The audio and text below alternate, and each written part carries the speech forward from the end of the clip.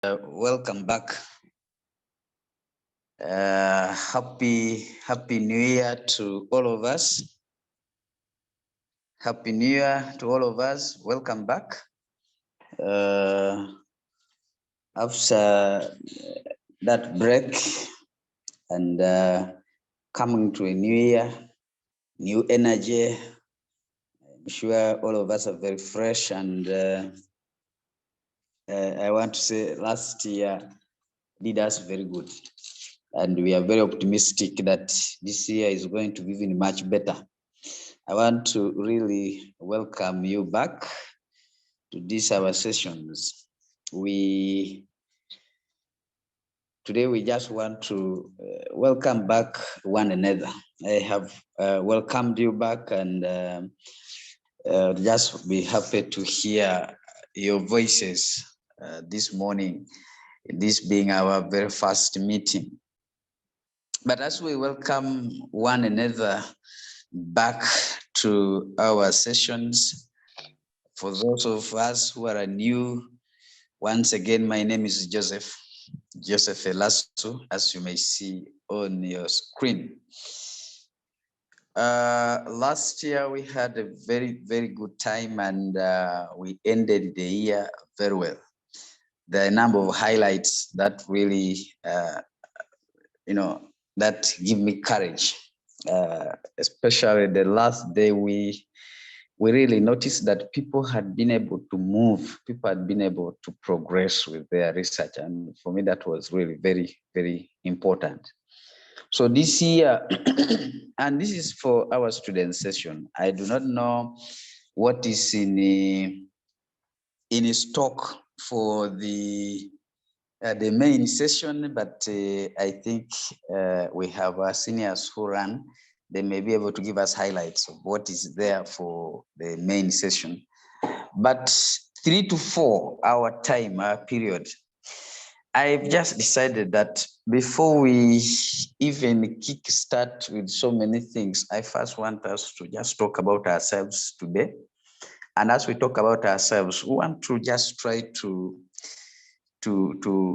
take this small survey. It's just 2 questions only. I want us to try to fill in this, and could give us an idea of where we are, how many people are at this level. We could easily be talking about background, talking about this every day, and yet people are already putting their thesis together. And for us, we are busy talking about background, we are busy talking about literature review. So we'd like to just take a simple survey, and we'll be able to know how many people are in this level, how many are here, so that even as we plan, as we prepare some messages every Sunday morning, we take note of what people are doing. So even as we talk about ourselves, I would like you to go to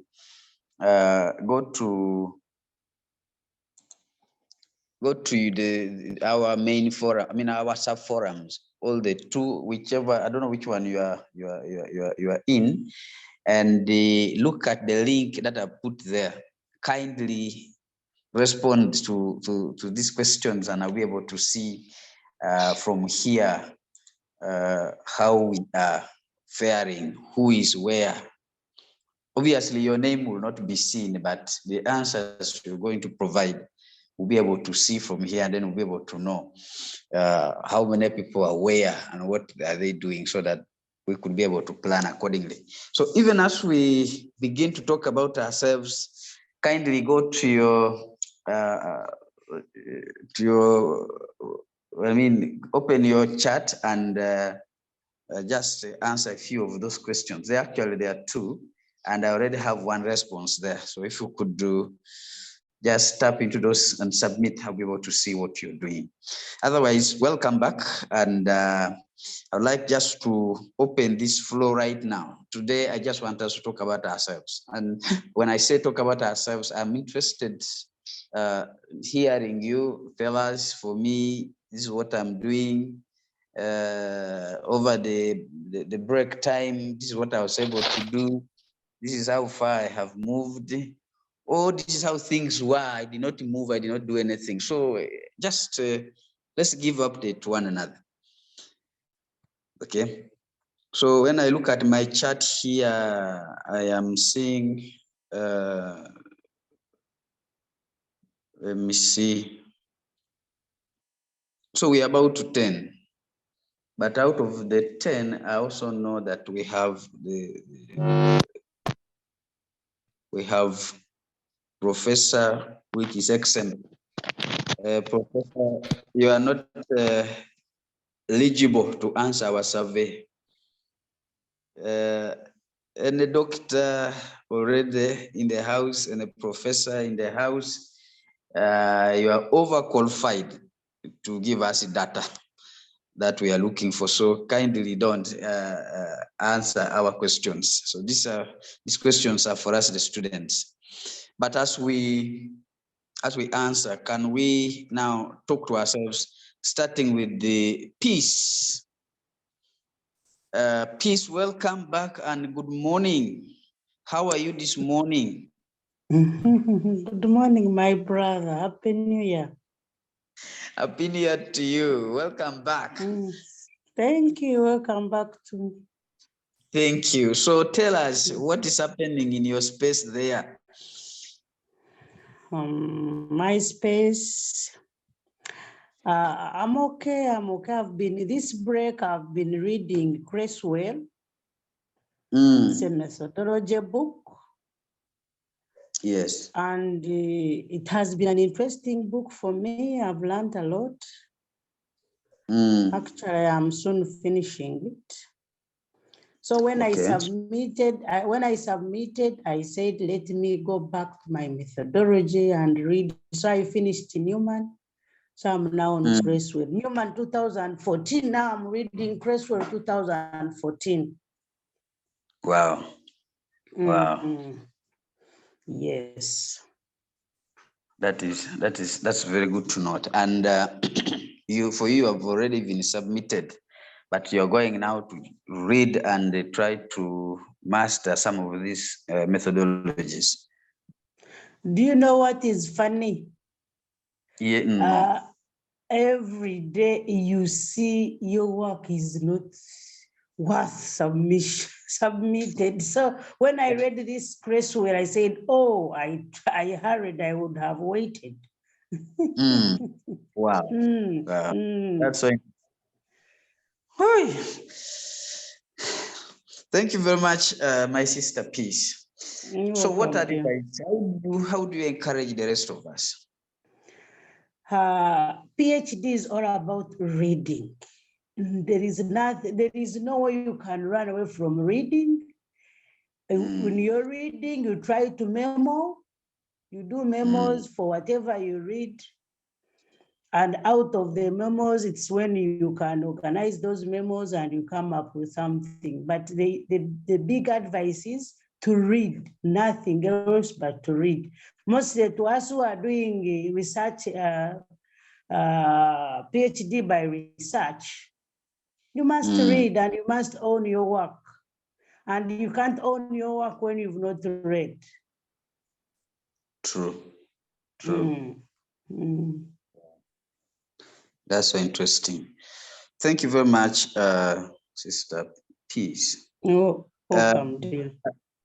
I've seen one person has sent me a direct message and is saying that for him is crafting a topic. That's very good. Kindly, if you may, go to the forum, WhatsApp forum, and click on that link. It will open, then you'll click on the option of crafting a topic. Colleagues, I am requesting you to go to your forum. You'll see a link that I've shared there. Click on that link, and then that survey that you see on your screen will open, and then you'll click on those options that you that indicate where you are, and then I'll be able to see from here. I'll be able to see your responses from here, and that will give us an idea of what you are doing and how best we can be able to organize messages to help all of us. I noticed last year that we had a number of messages that were organizing and presenting. And I noticed that when we concentrated on methodology, some people were actually struggling to craft a topic, and we seemed to be very, very ahead of them. And we ended up not really helping them. And when I say them, myself inclusive. So I feel this time round, we are going to try as much as possible to help one another. Can see here 2 responses already. That means there's another one person who has already done the survey. Thank you very much. We are about 14 people here, but let me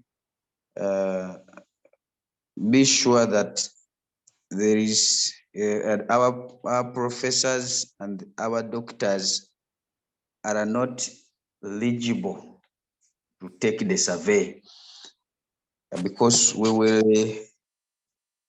will have the results which are not correct. Okay. So so we have had a few some interaction with our sister Peace, and was giving us updates. I want to now welcome one of our brothers, long-time brother, James Mubangisi. We are here talking about what we are doing, how far, what is happening in your space, so that we'll be able to plan accordingly. So as we welcome you, James, to speak to us, I also want to remind you that there is a survey. When you go to the forum, you just click on that link, and then the survey instrument will open, and then you answer. It just takes about less than a minute to answer it, and then I'll be able to see the responses here. So this is a survey that we need simply to give us an overview of what people are doing and how do we plan accordingly.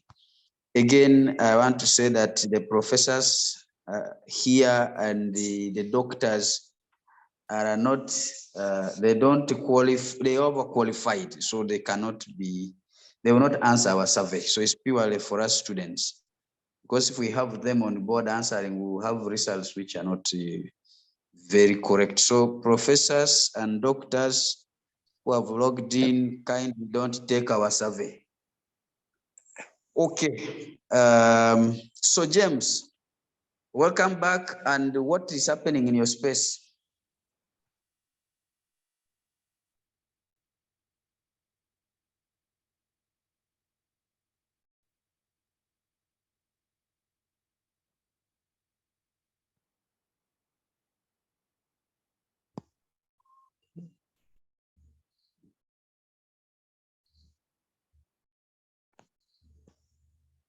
James, we can't hear you.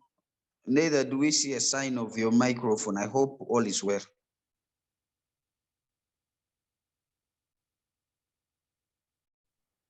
Okay. Meanwhile, we wait for James. Let me now invite my brother, Edwin, Mr. Buire, Edwin. Again, I want to request the doctors and professors to kindly, I do not know many of you, and I would request that you log in with your title. I don't want to bring you back to Mr. Kindly log in with your title so that we'll be able to address you accordingly. Okay. when the names appear like this, I can easily call you Mr., which is not proper and it's not in order. Okay. Okay, Brother Edwin. Yes, brother. How are you today? And welcome back. Thank you, sir. How is the new year so far? The new year is okay. We started it well. Okay. And I'm fine. That's Yes. good. So what I want you to share with us this morning is a few things. One, there is a survey there that I'm requesting us to be part of, answer those questions. But two, can just tell us what is happening in your space in terms of research. Are we progressing? What is happening? Just briefly. Okay, thank you, brother.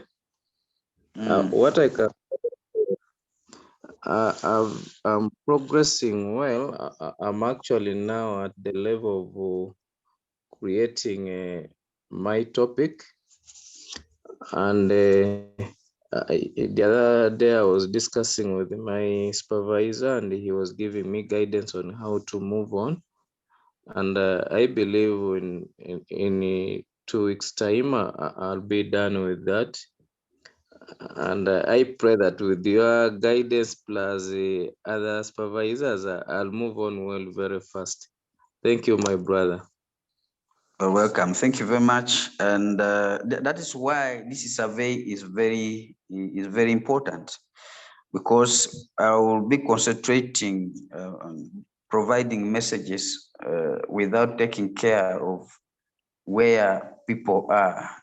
It's very critical. I'm happy to note that you're moving well. You're in touch with your supervisors, and you're soon going to put everything to paper. You know, when you're trying to craft a topic, I remember a friend of mine telling me that he wrote his topic 71 times before. So thank you very much. Now,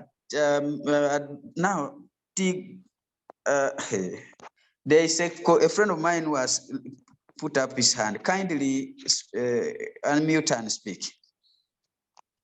Scholastica. Yes, Prof. Thank you very much for this forum.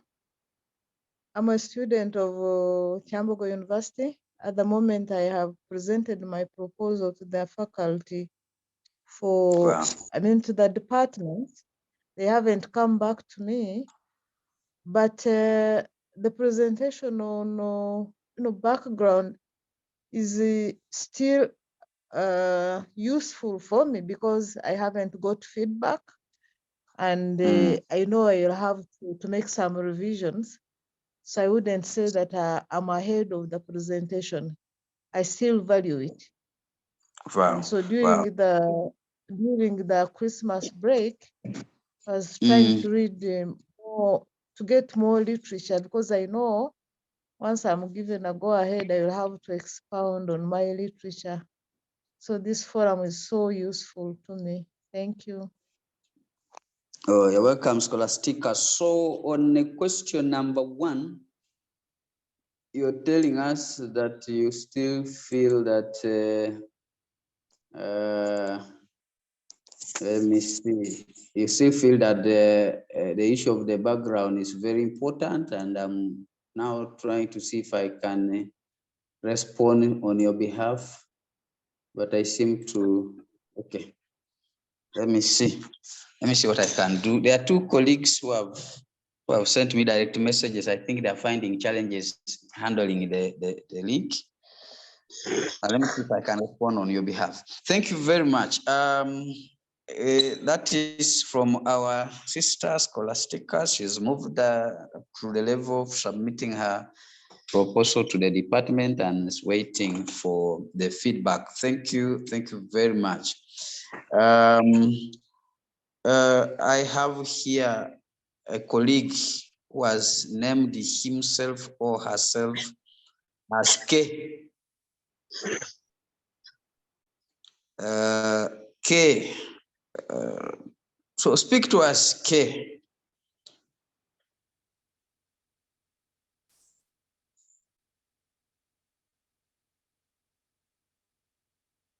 Okay. Today I seem to have very few people who are willing to speak. I don't know why. I don't know whether sleep is disturbing people.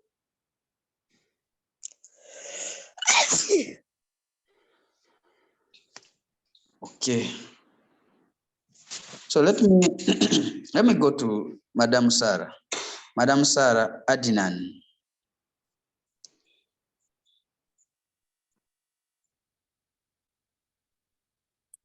Okay.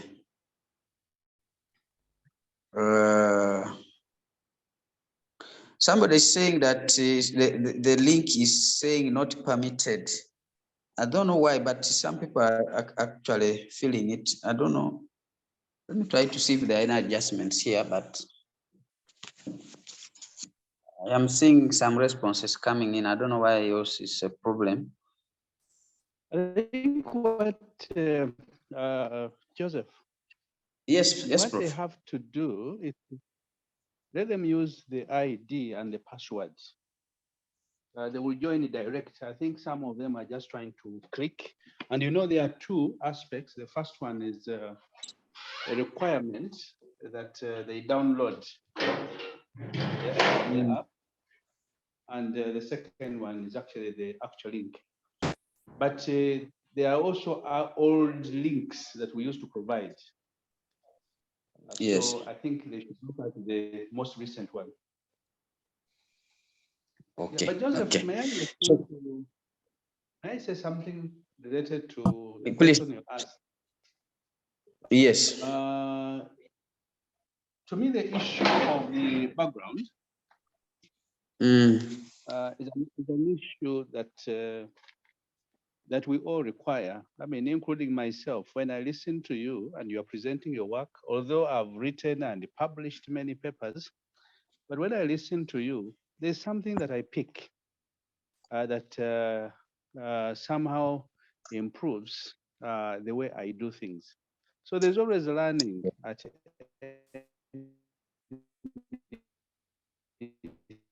stage, and there are always new ideas. For example, you may have had who are coming from the theory building perspective. So in essence, when you listen to the way they present their background, they are more or less coming from reality, crafting reality out there. And then from that perspective of crafting reality, they are able to bring in theories and then start the theory building process. Now, for the others who are not coming from that perspective, the way they present the background is totally different. They will generally start with a systematic literature. Once they do that very well, they will be able to ground their study in a certain area, right? And they will be able to tell you how far research has advanced in that particular area. And once they tell you that, then they will show you the gaps that are available and how they intend to handle those particular gaps. So that's the only thing I can say, but please continue the discussion. It's quite interesting. And I'm thinking a lot from it. Thank you very much, Prof. And indeed, the issue of introduction, as Prof has said, is very critical. I can see from the survey, the people have answered. I can see 33% of the few responses we have seen already. Everybody is saying that yes, although we have gone beyond background and what background stage, we still need it. Thank you very much, Prof. Somebody is saying that I should put the link on the chat. Okay, let me see how I can do that. And then I'll be able to give you the link here on the chat. But again, I'm also requesting you to go to your WhatsApp forum. You'll see the link is there. Just tap on it and then you give your response. To take you about 4 seconds and you'll be done. The purpose for this is simply to help us serve ourselves better.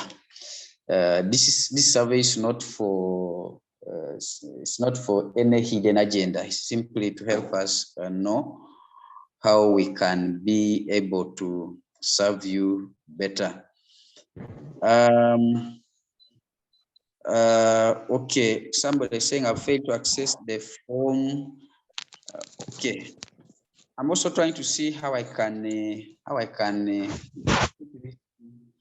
link on the chat. Let me see. Is this what it is? Oh.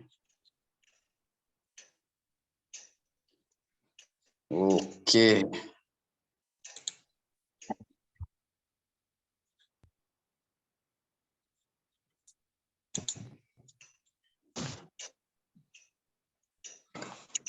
I don't know, but let me see what I can do. I'm trying to.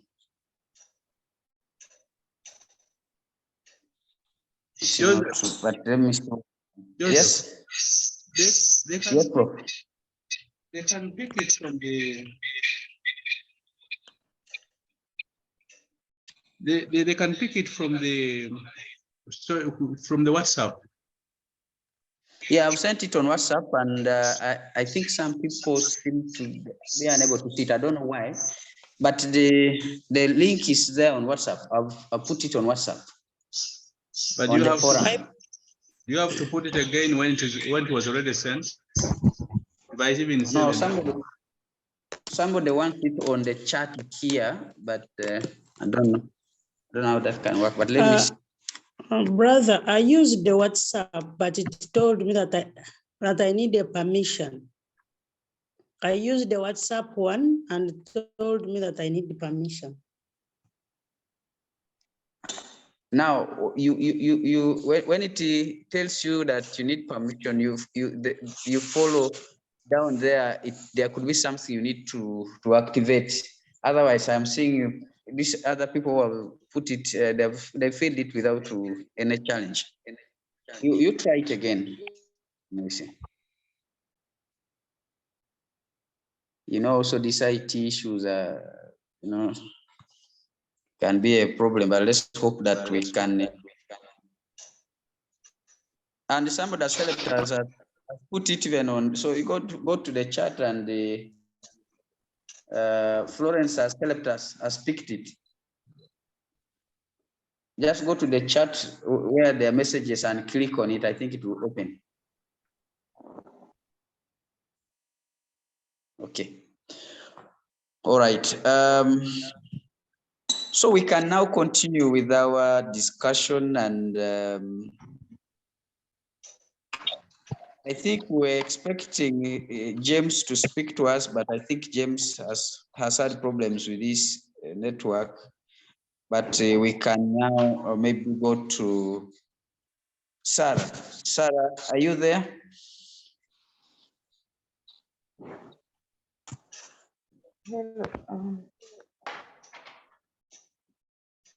Yes, Sarah, we can hear you, but your voice is a little very low. I've just woken up. I don't know what to say. You give me time. Okay, it's okay. It's well. Good morning. Good morning to you. That alarm delayed to wake you up. The alarm is delayed. Somehow it delayed. I'm the one who delayed that. Okay, it's well. We'll give you some time as we hear from my brother John Mario from Busitema. John, I hope you have also not just woken up.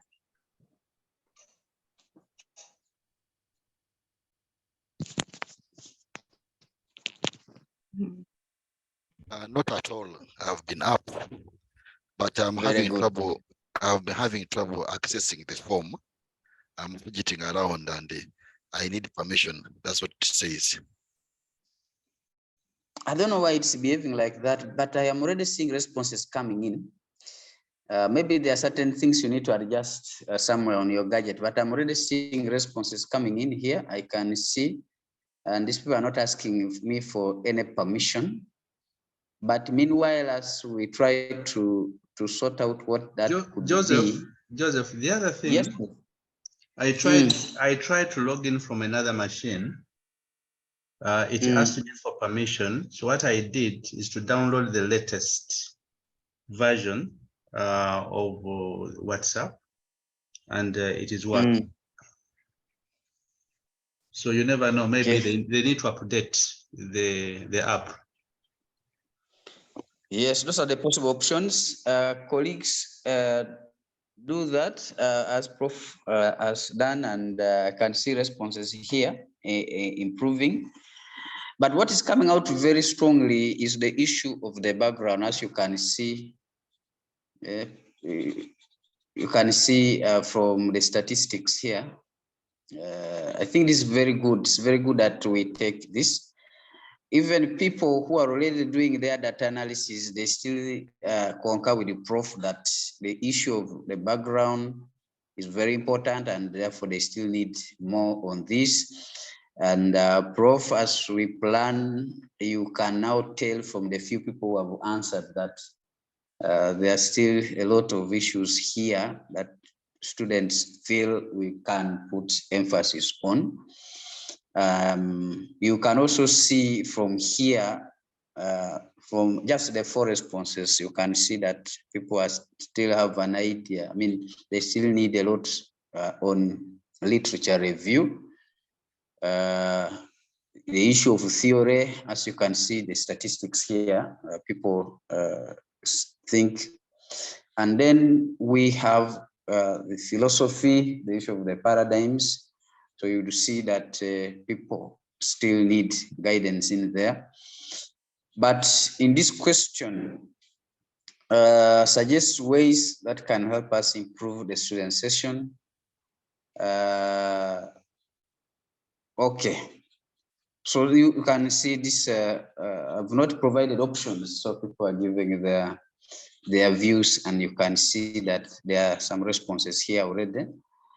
But this is, so well, I just want to encourage all of us students to figure out, as Professor said, figure out how we can do this survey, and then we'll be able to use this information in our planning.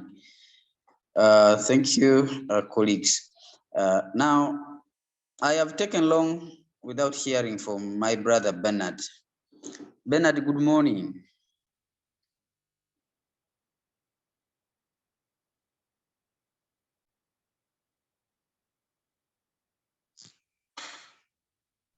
Bernard. Yes, Bernard, Joseph, good morning.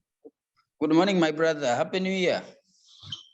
Happy New Year in arrears. Yeah. I don't want to think that you are almost at the border. I just hope that you are around here.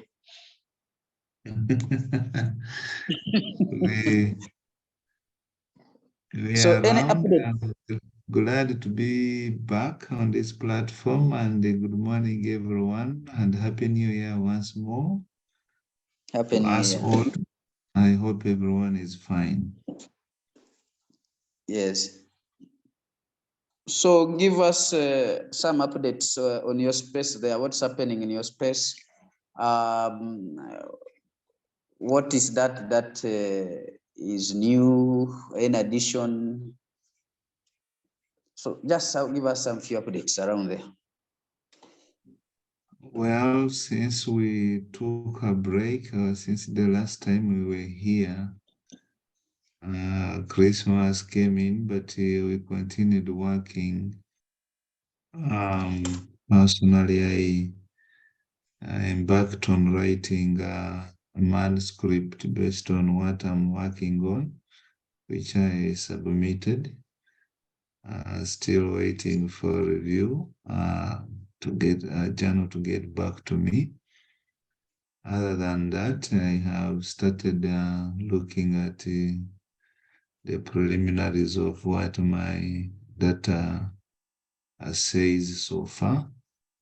So hopefully in the next few weeks we'll be having a view of where I would be after I walk through this. The issue of literature never seems to end, so looks like every subheading of your work revolves around literature. So that's what I've also been doing since we last left here. Joseph, if the other things I think I'll add on that, but that's what I can mention for now. Thank you very much. Bernard, before you run away. I'm not running away, I'm here. Okay. Before you close your that period, there are students that are failing to. They're asking me whether the session is on. They are also asking whether the link has changed. And how do we help them? Can you repost the link again? There are two links we are talking about here of joining this platform or the one for this survey. This one, this link we use for joining. You know, we had the other old one which disturbs us. Right. Yes. So maybe unfortunate for those who are not on the WhatsApp group, but the WhatsApp group actually was shared on the call on the WhatsApp group. So you just tap it or use the logins, and then you get to us. It's not the you get to class immediately. Yes, it's not the earlier version. So if for those who can access their WhatsApp, I think they should just use the login details. I think Dr. Olugembe shared that link and the details. If for those who are not on the group, maybe we need to write a mail or to them. For those who are not on the group, they could get back to us through mail, and we share the new logins.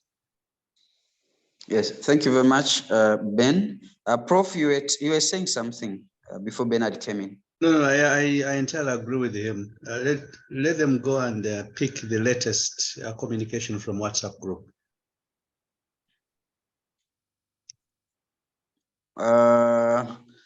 Okay, there are people who are saying it's their first time here and they are not on our forum. Yes, okay. If such people send a direct message to Professor, send to Bernard, possibly send to Dr. Walgembe, and you'll be put on any of those.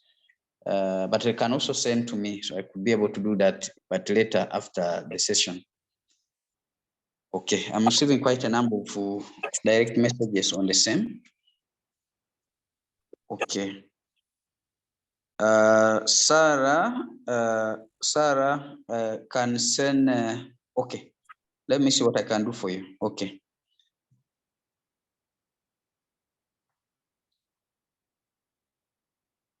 Okay. So let me pick some few people. I would very much want these statistics to appear, but I don't know why some people are unable to. They're unable to pick this form.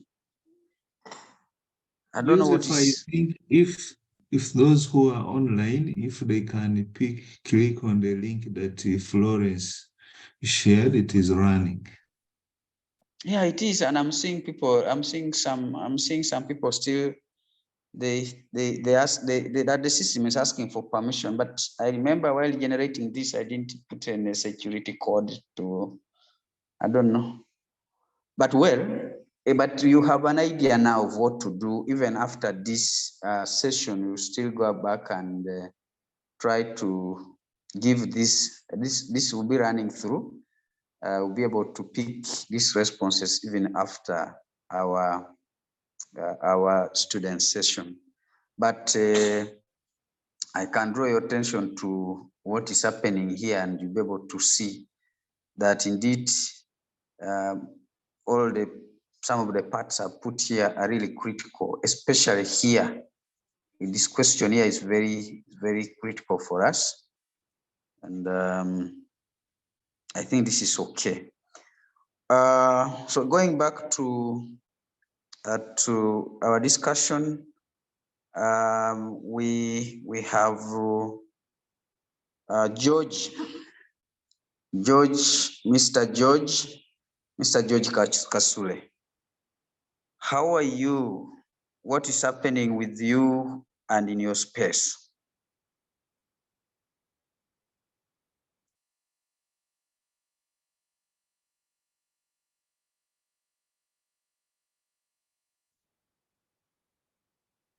And today, because I've decided not to play any video, the possibility of people sleeping is a bit, hope we have not logged in and then decide to sleep or allow the sleep to take us. Seems like George is not available.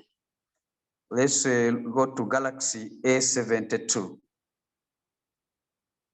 Galaxy A72.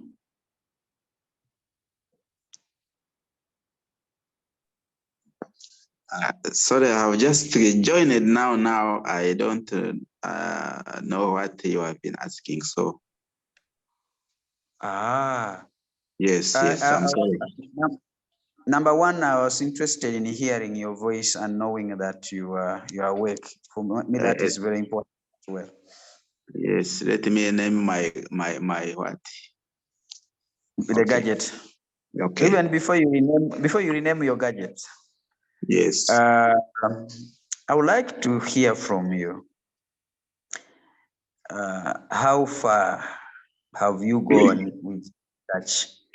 Are you crafting the topic, or you're compiling the thesis for submission? Which one is correct? Or you're in the middle there? So I am so far on the research proposal, and on chapter 3, which is methodology. Okay. Yes, that's very topic is staff presentism in Uganda's public universities. Staff absenteeism. Staff presentism in Uganda's public universities.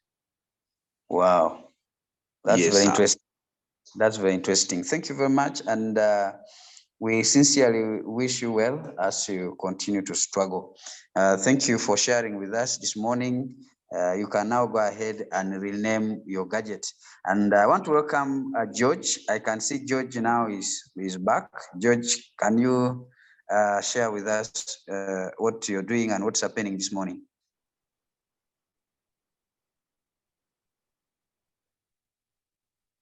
Good morning, Joseph. Good morning, George. Good morning. Can you hear me? Yes. I had some issues with my network.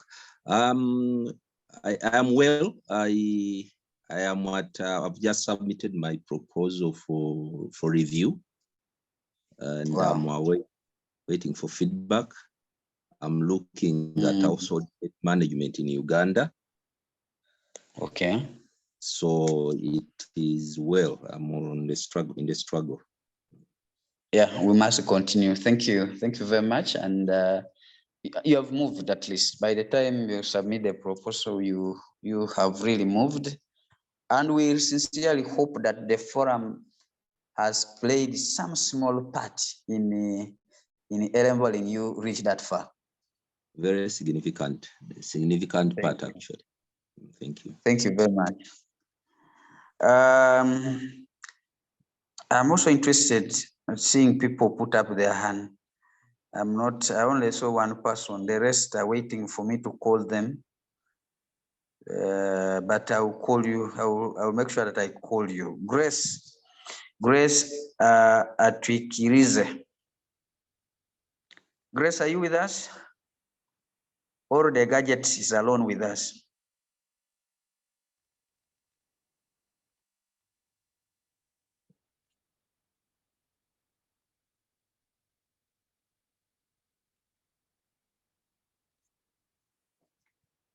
Okay.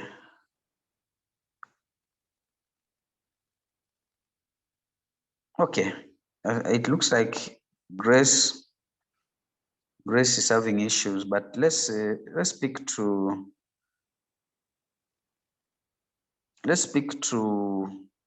Julius. Julius, Yes, please. good morning to you, Julius. Fine, Happy New Year. Happy New Year to you. How are you? I'm okay, and you? I'm okay, and I want to assume that the rest of the colleagues logged in are okay. We are interested in moving together with you in this journey. Yes, how can we be of help in this struggle you are in as a forum? I think we're maintaining this program. It has been of help because I've been following for some time. Wow. And then when actually students themselves do present, especially before their formal defenses, it helps a lot. Wow. Yeah. That's very good, Julius. Now, are you at the level of, are you crafting the topic? Are you compiling the thesis? I'm speaking in response to this. You see this question here on your screen. Yes. We want to see how best can we plan, knowing that Julius, for example, is compiling his thesis or his data analysis. So where exactly are you in this whole journey? I've just finished piloting. Wow. And I think I'm expecting to hear from my supervisors probably this week. Then I think I would be proceeding to the field for data collection. Wow, wow, that's very good. And I really hope that the forum has been helpful in, enabling you reach that far. Quite much. Thank you. Thank you very much, Julius. Yes, thank you very much, Julius. I still have James. I see your direct messages, but you are already logged in. But I'm not seeing your mic. I don't know what that means. I cannot tell. Need some IT people to help us. But I'm seeing your messages. I'm not ignoring them. Just know that I'm seeing them, but I'm trying to see what can be done. But I'm seeing you already here logged, so I don't know. Maybe I'll get back to you shortly. But let me hear from our sister Sainabu to Mwebaze. Forgive my pronunciation.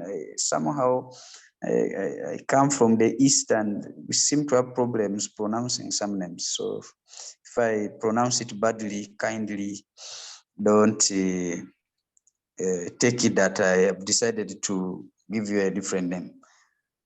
So our sister Sainabu. Yes, good morning. Good morning. How are you?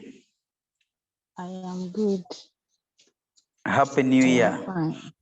Happy New Year too. So have you submitted your thesis? Are you compiling it? Where are you? I am writing my proposal. Good. And currently on theoretical review, chapter 2 of the proposal. My study is tax management in Uganda. Tax management. Yes. Wow, that is interesting. That's interesting. Have you been able to answer this survey? Are you Yes, also meeting some challenges? I Okay, have submitted my survey. okay, thank you. I can see we have 40 participants, 42 minus the professors and the doctors. We should be around 36. I should be expecting around 36 responses there, but I see only 5 so far, but I have hope that it will be well. Let's hear from Teresa. Teresa, good morning. Good morning. How are you? I'm not complaining. I'm okay. Thank you. Welcome back. Thank you.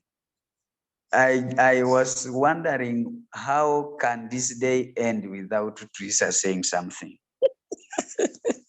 Okay, here I am. Now you must say something. You must tell us what is happening.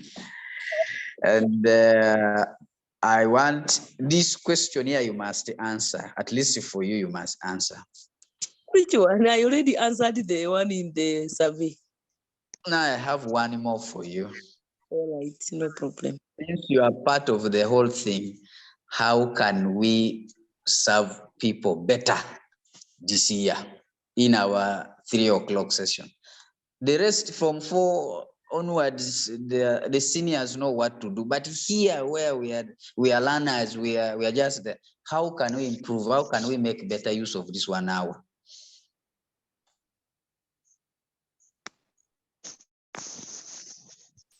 She needs to unmute. Hey, we have lost you. Unmute again. Okay, yeah, there I am. Oh, sorry. Yes, thank you. I'm not very sure, but on my side, I think maybe we can be looking at like the issues which we are sharing where we have problems. So we can, like when we come together 3 to 4, as students, we can be able to discuss and see when you have this problem, maybe this is how you can handle it best or something like that. Like really specifically those issues that maybe are problematic to people. And then as a student, how have you handled yourself? How have you done it? Something like that. Because myself, I'm supposed to submit the book for examination, but I feel like it's not ready. I feel like the background is not smart enough. I see like, okay, having attended these classes, you be like, this literature is not, you feel like the book is not good enough. You don't want to submit it yet. Yet I should have submitted it some time ago. So I am still there trying to make it, be worth having attended these classes. I should submit something that is worth someone can read and say, yeah, this is our student. So yeah, those areas there, like what really disturbs us and how best can we learn from each other? Like how have you handled, how best can you bring it out? Personally, that's where I am. I'm supposed to submit the book, but I feel like it's not good enough. I feel like the background should be improved. So I'm still there trying to make it, okay, of course you can't perfect it, but you want to feel like it is worth one of the students in this forum should really produce good work. Thank you. Wow. Thank you very much, Teresa. And you touched some very interesting points there. And I am glad to note that we have the supervisors, some of them are here. We have professors and very committed and to helping us, and they are hearing what you're saying. And also from our survey here, you can see what is happening. People are saying, okay, I'm here, but then they come here and say, but this is still very critical. And I can hear you talk about background, I can hear you talk about a number of things. And indeed, this is very interesting. But also you say that students should come out and clearly say, this is the part that is disturbing me. And this is exactly what this question is all about. This is where I'm meeting challenges. So if all of us can come out and say, this is where I am, or it may not necessarily be where you're meeting challenges, but it would be that this one here, I'm comfortable, I can share with the rest of the people. And that would be very, very good and could help all of us move. Thank you very much, my sister. Thank you so much. I would like to, we have about 5 minutes to close. I would again want to encourage you to keep trying clicking on that link there. And I want to have this survey so that in our planning meeting, we'll be able to look at some of these things and organize our messages accordingly. Allow me now, in the few remaining minutes, I would like also to say that before we close the session, I would like to require Prof to close the session with some few words, and I'm going to give him 2 minutes to do that. But before I call him, I have 2 minutes to give to Mr. Opolot. Mr. Opolot, kindly unmute and greet us. Mr. Opolot. Morning, moderator. Morning, team. I'm sorry I joined in late. My connectivity, I'm in the village and it is not good. Oh, but at least we can hear you. Thank you. You're welcome. Briefly tell us, what are you doing? Have you submitted your thesis? You're waiting for graduation, or you're waiting for reviewers' comments? What exactly are you doing? Where are you? I am now still on data analysis. There are some things that didn't go on well, so I'm trying forth and back, doing data analysis, but at the same time also trying to work back to improve on the background. Wow, this background thing, Prof, I don't know what you're going to do, but I think the gist of the whole thing is around there. Thank you very much, Julius Opolot. As I said earlier, that today we are reporting, I remember those days when we were still young, the day you're reporting to school, you almost spend the whole day cleaning the class, and the teacher will be collecting the requirements. So that's exactly what we are doing today. We simply want to know where we are and how we can kickstart the year. But I want to say thank you to Professor Ntai, and I think I see here Professor Ntai, I see Professor James from Chambogo, and then I don't know if I'm seeing another professor here. If I'm not, but I want also to very much appreciate Dr. Dennis Musingusi. Thank you for attending our session. You know, in our session, we discuss things that are quite, sometimes you just have to listen and say, okay, these are people who are still young. But thank you for, listening to us, Dr. Dennis Musingusi, Dr. Ahmad, the chief planner. Thank you very much, And Dr. Goretti, thank you. And Dr. Bashir, thank you very much for listening to the students.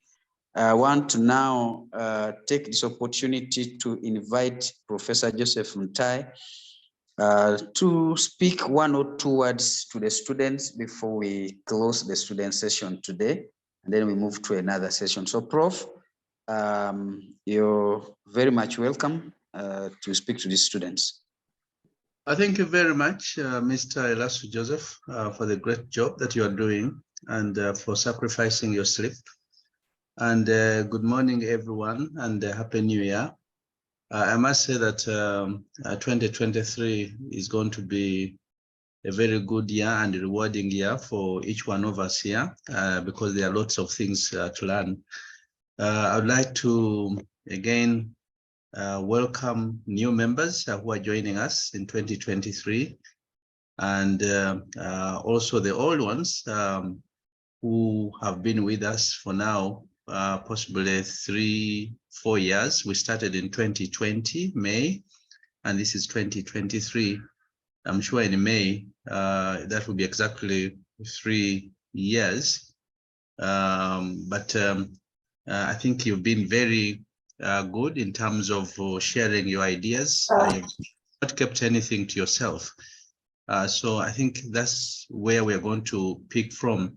This year is going to be a structured year. Our approach will be structured in the sense that we will be running sessions handling specific topical areas for a period. In fact, some of the sessions will be in series so that once we begin on something, maybe the first week we handle it, the second week, it may take about a month, 1.5 months. And that's how we are going to do things. We'll be having discussions from time to time. We'll be having guest presenters and discussants. Just be present and listen to what they have to say. And we intend to pick them from all over the world. So be ready for that. I have seen somebody in the chat room requesting for assistance from the professors who are available on this forum to provide a one-on-one in addition to the guidance given by the supervisors. I know that these people, the resource people, are very ready to do that, and that's why they are always with us right from 3 a.m. Some of them join us at 4 a.m. So they are committed to doing that. Remember remember this forum is actually is sort of free, and the effort being put in by the resource people is voluntary. They don't receive any payment. So when you see people coming in, this what some people call awkward hour to provide assistance, then you know the sacrifice that people are making. And at this note, I want to thank the resource people that are always with us: Dr. Musinguzi, Dr. Ahmad, Dr. Goret Cheyune, Dr. Hassan Bashir, Professor Kagali, Dr. Austin Mwanje, all the way from Zambia. You're welcome. And many others will be joining us. There are those that we know, like Professor Lola, she's always with us and very committed, and a number of others. And so I really want to thank you very much. In the interest of time, I do not want to really take up most of your time, but end here. Possibly, I would like to hand over to Dr. Ahmad Walgembe, who will take us to the next level. Dr. Ahmad Walgembe, over to you, sir.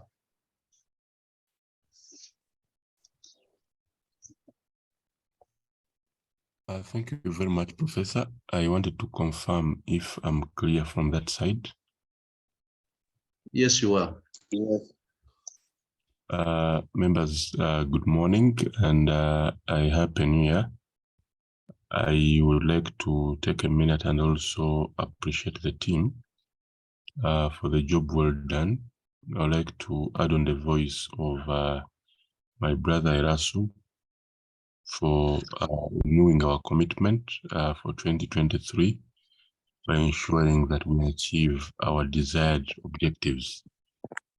Our commitment that as members of the Socratic Research for Community Development, we shall be able to really give you the necessary support on a voluntary basis.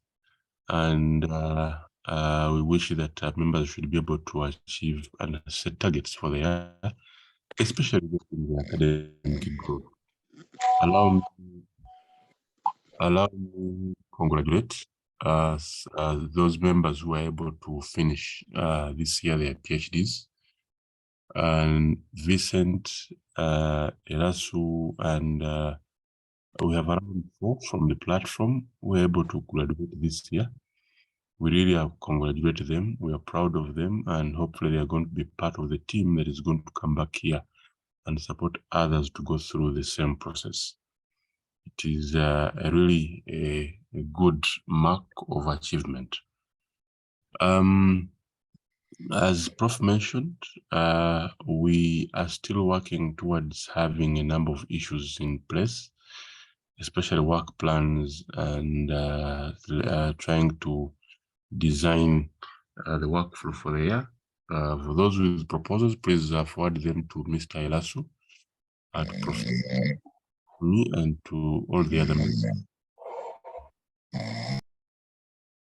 And we shall be able to really engage and see how we can actually manage. Sorry for that, members. As we start the year 2023, my only call to the members is to really have a clear objectives of the year that actually will be measurable at the end of the year. And that to me is the most important issue. So today's discussion, as we're beginning the year, we decided to begin with something that is actually one of the most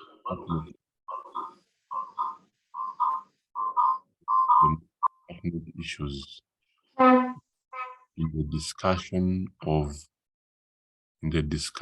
of research, when writing research projects. And it's something I wanted to start with in form of a conversation from two of our colleagues who have actually shared a number of issues regarding the same.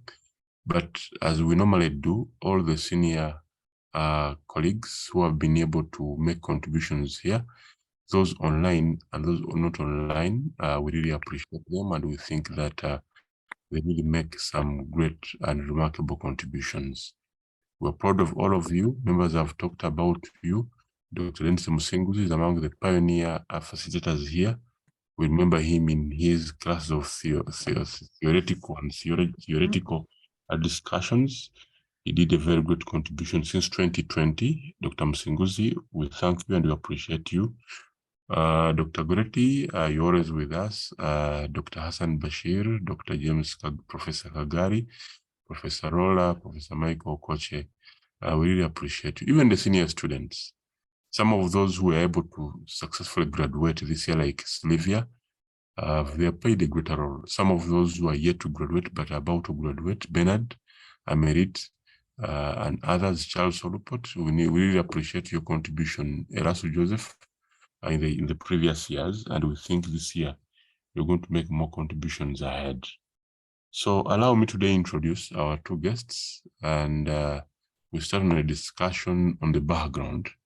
We're going to be running in form of a panel discussion, so we shall be able to get questions, which some of them have got. Others should be able to come in the chat. If you have any challenge, I had one of my sisters, Teresa, saying in the session before that she had challenges and she is supposed to submit, but every now and again she's told the background is not good. This is a problem both to those who are submitting papers for publications and even those who are submitting dissertations. The issue of the background is something that will always will come back and forth. So let us take our discussants today as members who are going to give us views, and then all other colleagues on the platform will be able to supplement and see how can we really have a very good and very powerful background. Allow me first of all introduce our own professor, Dr. Dennis Musenguzi.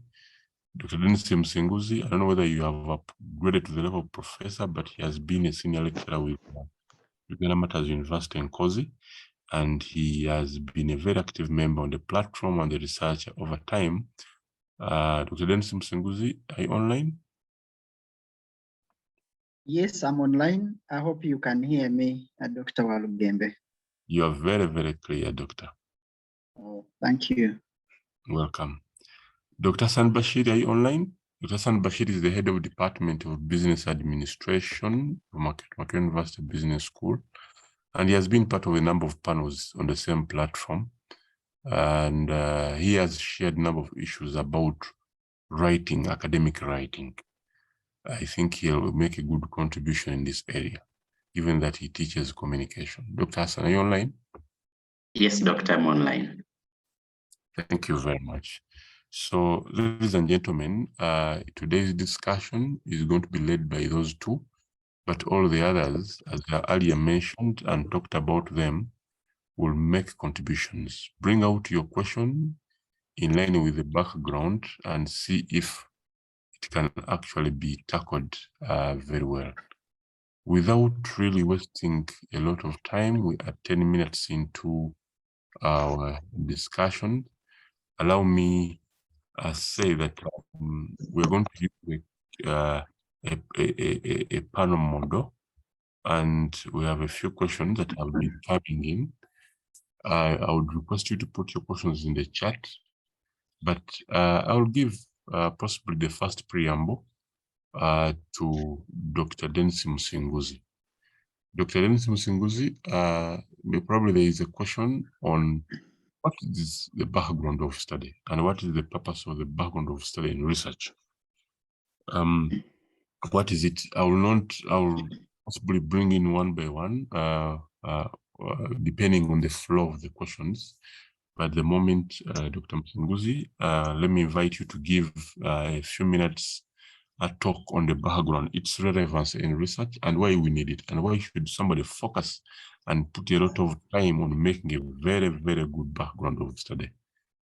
Thank you, and Dr. Musinguzi, back to you. Yeah, thank you so much, Dr. Walugembe, for moderating this session this morning. And I want to say good morning. I hope it is morning everywhere in our audience, to all the distinguished people in the audience, the distinguished scholars. We have the senior scholars as they have been introduced. We also have junior scholars, including students, distinguished students at the level of PhD. Yes, you've already entered the realm of scholars. And as we join the conversation, don't leave it to the senior colleagues, to tell you this, tell you that, tell you that. No, also share with us your perspectives, share with us, what you think are your limits and then the gaps, so that we can enrich ourselves when we are discussing these aspects that relate with research methodology. As Dr. Walugembe has ably said, this is a conversation. It is not, detailed and researched and referenced kind of the presentations that we make. I'm largely sharing my experiences, and I will invite everybody to listen attentively and complement and fill the gaps at the end of my presentation. Now, the question they have asked me is about the background, and it is the main question we are going to discuss today. What is the background? Why is the purpose of the background, and why do we need the background in the problem? In research.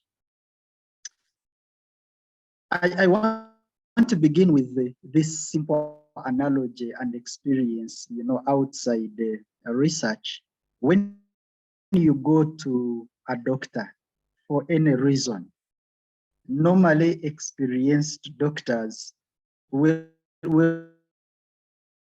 first take you through the history of your ailment. They will want to know, have you had this kind of experience before? How did it affect you? How did you handle it? This time, how did it emerge?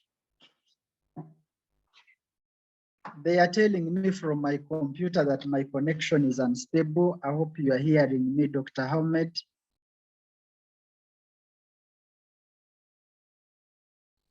You're loud and clear. Oh, okay. Thank you so much. Yes. I was saying that when you go to a doctor, they will want to take the history of your ailment, of your problem. They want to know how you've experienced it before, how you've managed it, how it has affected you. This time, how it has come about, how long have you been with it, if you have had any, previous medication before. The doctors are not behaving like witch doctors, to get some information about you and be able to lie to you. but they are asking for this information so that they can be able to make the best diagnosis and give you the kind of treatment. And it is that experience that I'm going to call, the background of the study. And the background of the study is therefore, one of those most important components of a research process, that without the background, your study will remain hanging. It will remain hollow. It will be difficult, to be appreciated, especially by your readers. Meaning that the quality of the background determines whether me, who is reading your work or who is reading this work, will actually be interested in reading on and in the rest of the study. When the background is confusing, when the background lacks the focus, when the background does not tell me, the key concerns that the study is addressing, I'll say, oh, okay. If it is a PhD thesis that I'm examining, I will be biased, right from the beginning. And I will fail, to move on. This is not just limited to dissertations and theses. Even the academic articles that we produce in the papers, if I'm a reviewer and the background does not tell me the direction that the candidate is taking, then it becomes difficult. You get biased, right from the start. So to attract the attention of your reader, to attain that internal coherence, for your study, and if you want, your audience, the readers and those who are listening to you, to follow through your work with interest, with curiosity, with the need to know and discover a little more, then then it is very, very important that we write an appealing and effective background, which is going to produce this kind of effect. And because of that, your background is going to provide, that broad and specific context of the key themes that are underlying your study. Because it is a background, it gives you an opportunity, for you to showcase your study and to place it in the broader and the specific context. We keep saying we are at the university, and because we are at the university, you are not writing this work for yourself. You are not writing it for your colleague in the faculty. You are writing it so that it can make a broader appeal. If someone from the United States is reading your work, can they find a cause to read on?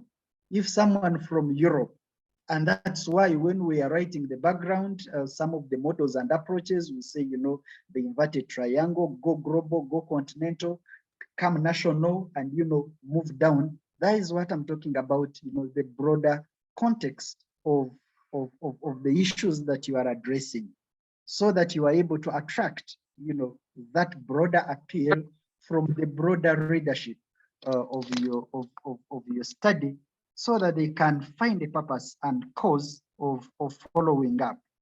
And because of that, the background should provide that in-depth exposition of the study.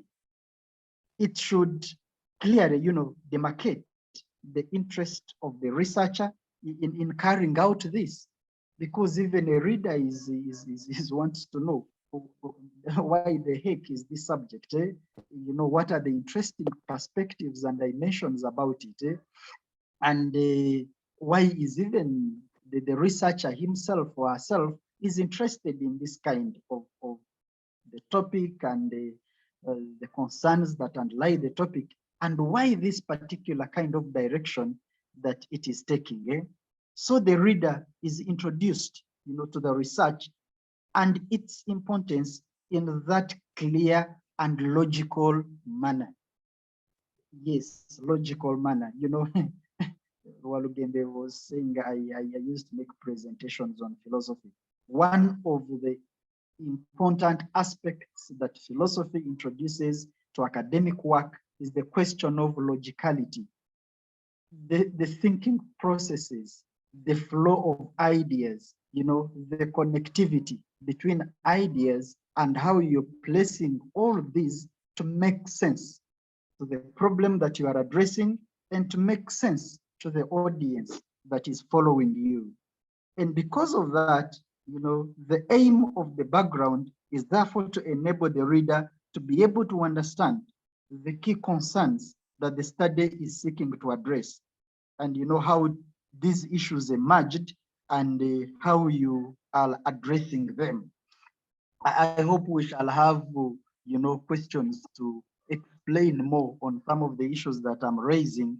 I'm intentionally remaining vague so that I keep it to what is the background and why do we need it. Maybe some of the issues that I'm talking about are going to to be part of the conversation that we shall be holding up to the end of today's session.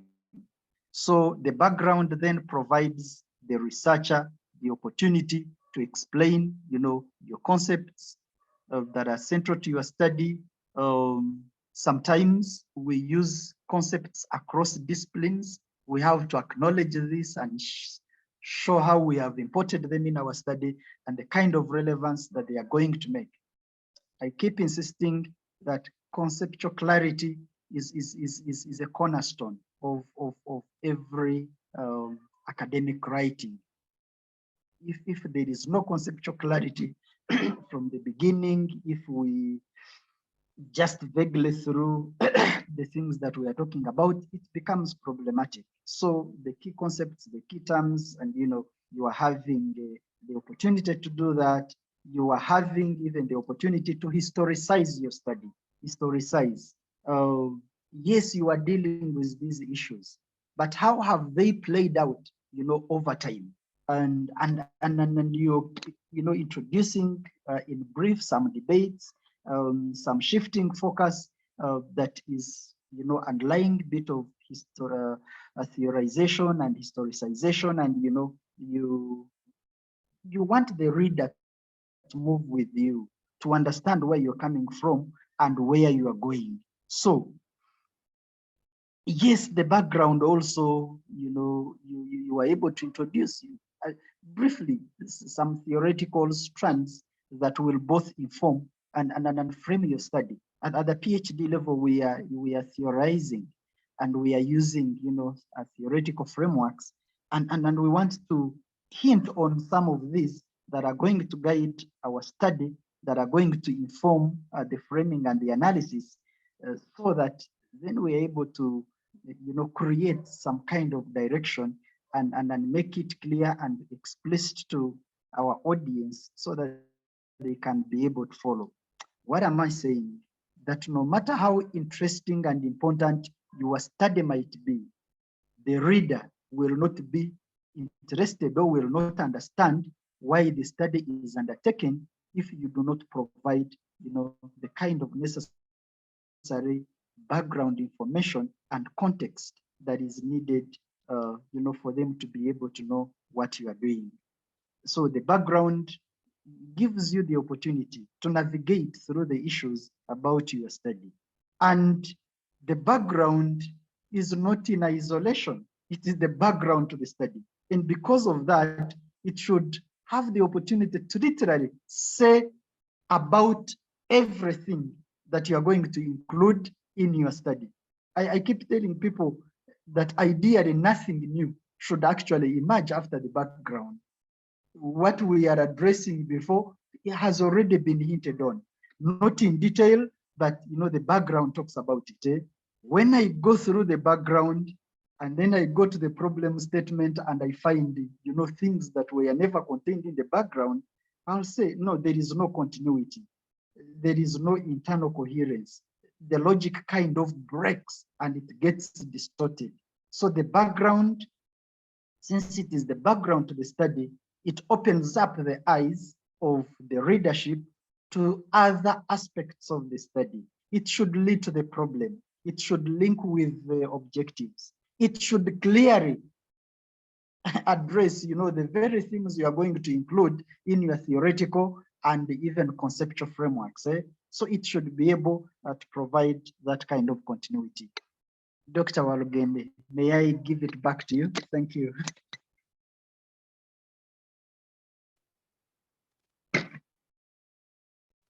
Thank you very much, Dr. Musenguzi, for that detailed review of what is the background and what the background is for.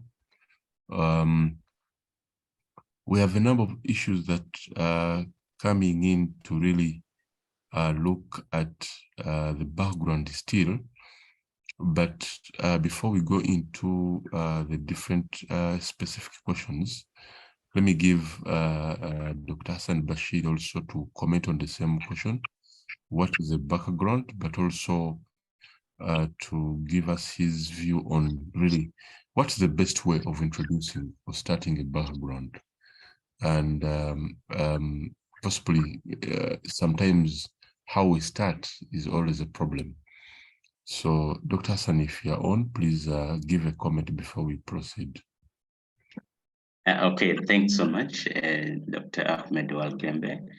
I want also to add my voice to the earlier speakers to appreciate everybody on this call, the senior mentors, Professor Ntai, the senior colleagues that have always been on this call to guide everybody, and including our dear students. Because if you are not there, then all of us wouldn't be having a reason to be on. Yes, going to the question, what is a background? I like the way Dr. Dennis Musenguzi has brought it out. In other words, saying that a background is the broad justification for the study. Why the study? You need, when we're writing a background, we need to show the reader that without focusing on this topic of my study, the world will come to an end. So as we write, we need to show that this study we are doing is timely. We had to do it. Without doing it, then things are going wrong. So that is broadly the background. And indeed, being the background, it should hint, it should imply everything that we're going to find in our study. How should what is the best way of introducing the background? We've always had members talk about the inverted funnel approach, or call it the inverted pyramid approach, or call it the inverted triangle, etc. What does this mean? That give us the broad perspective first, and then come zeroing down to your study, to your topic. That is both theoretically or in terms of empirically, and even the practice. For example, as you telling us about I don't know which topic to use. You can think of any topic you want to study.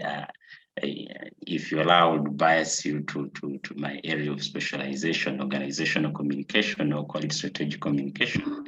If I want to teach you about, my topic is management communication, I need to broadly show you that general communication is the lifeblood of an organization. So broadly, I want to start that side, that without communication generally, we cannot survive. And then I come zeroing down to the specific, which is the management communication that I'm going to focus on.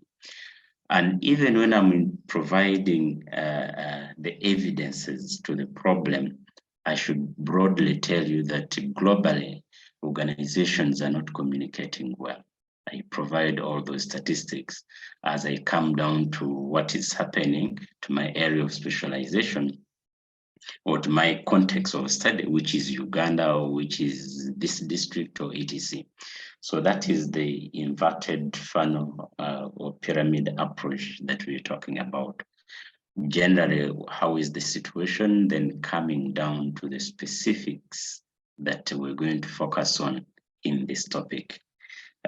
Dr. Ahmed Olkim, I want to stop there for now as introduction. Then as we keep moving on, we shall keep emphasizing a few things. Thank you.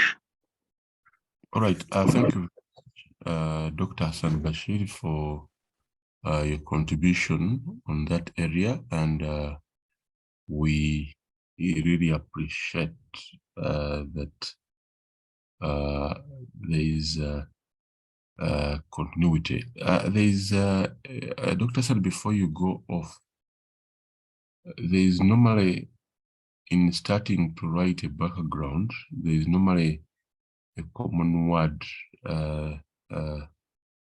that people use, or we have seen different forums called the constant, that should be required for somebody to come and actually really introduce or begin with in writing a background. What is your comment on that way of starting a background? Okay, thanks so much. Yes, it is very true. We can call it, we can use different words to bring it out. We can call it a constant, call it a uncontestable truth of what we're talking about. I like calling it the contextual justification of your topic. Look at the small example I've given. If I'm going to study management communication, under what context is management communication relevant? So that's why I start by broadly say that management communication is a small aspect within the general communication of the organization. And so I start by showing you that communication is very relevant. So for example, when I say that communication is the lifeblood of an organization, we've all heard that statement. I imagine all of us have at one point studied communication, maybe at an undergraduate or first, second degree masters, or even depending on what you're writing about. So when I show you that communication is the lifeblood of an organization, that is the constant. I'm showing you that without communication, the organization cannot be alive. Just as in our body, without blood, we cannot be alive. So that's the constant. Now, because of that, I go down and show you that therefore down there that managers must ensure that they communicate effectively within their small units. So that is, still it goes back to the inverted funnel approach or pyramid, showing that start broad, don't go straight to this subtopic or the specific topic of your study, but give us a context under which your topic is a must for us to pay attention to. Thank you.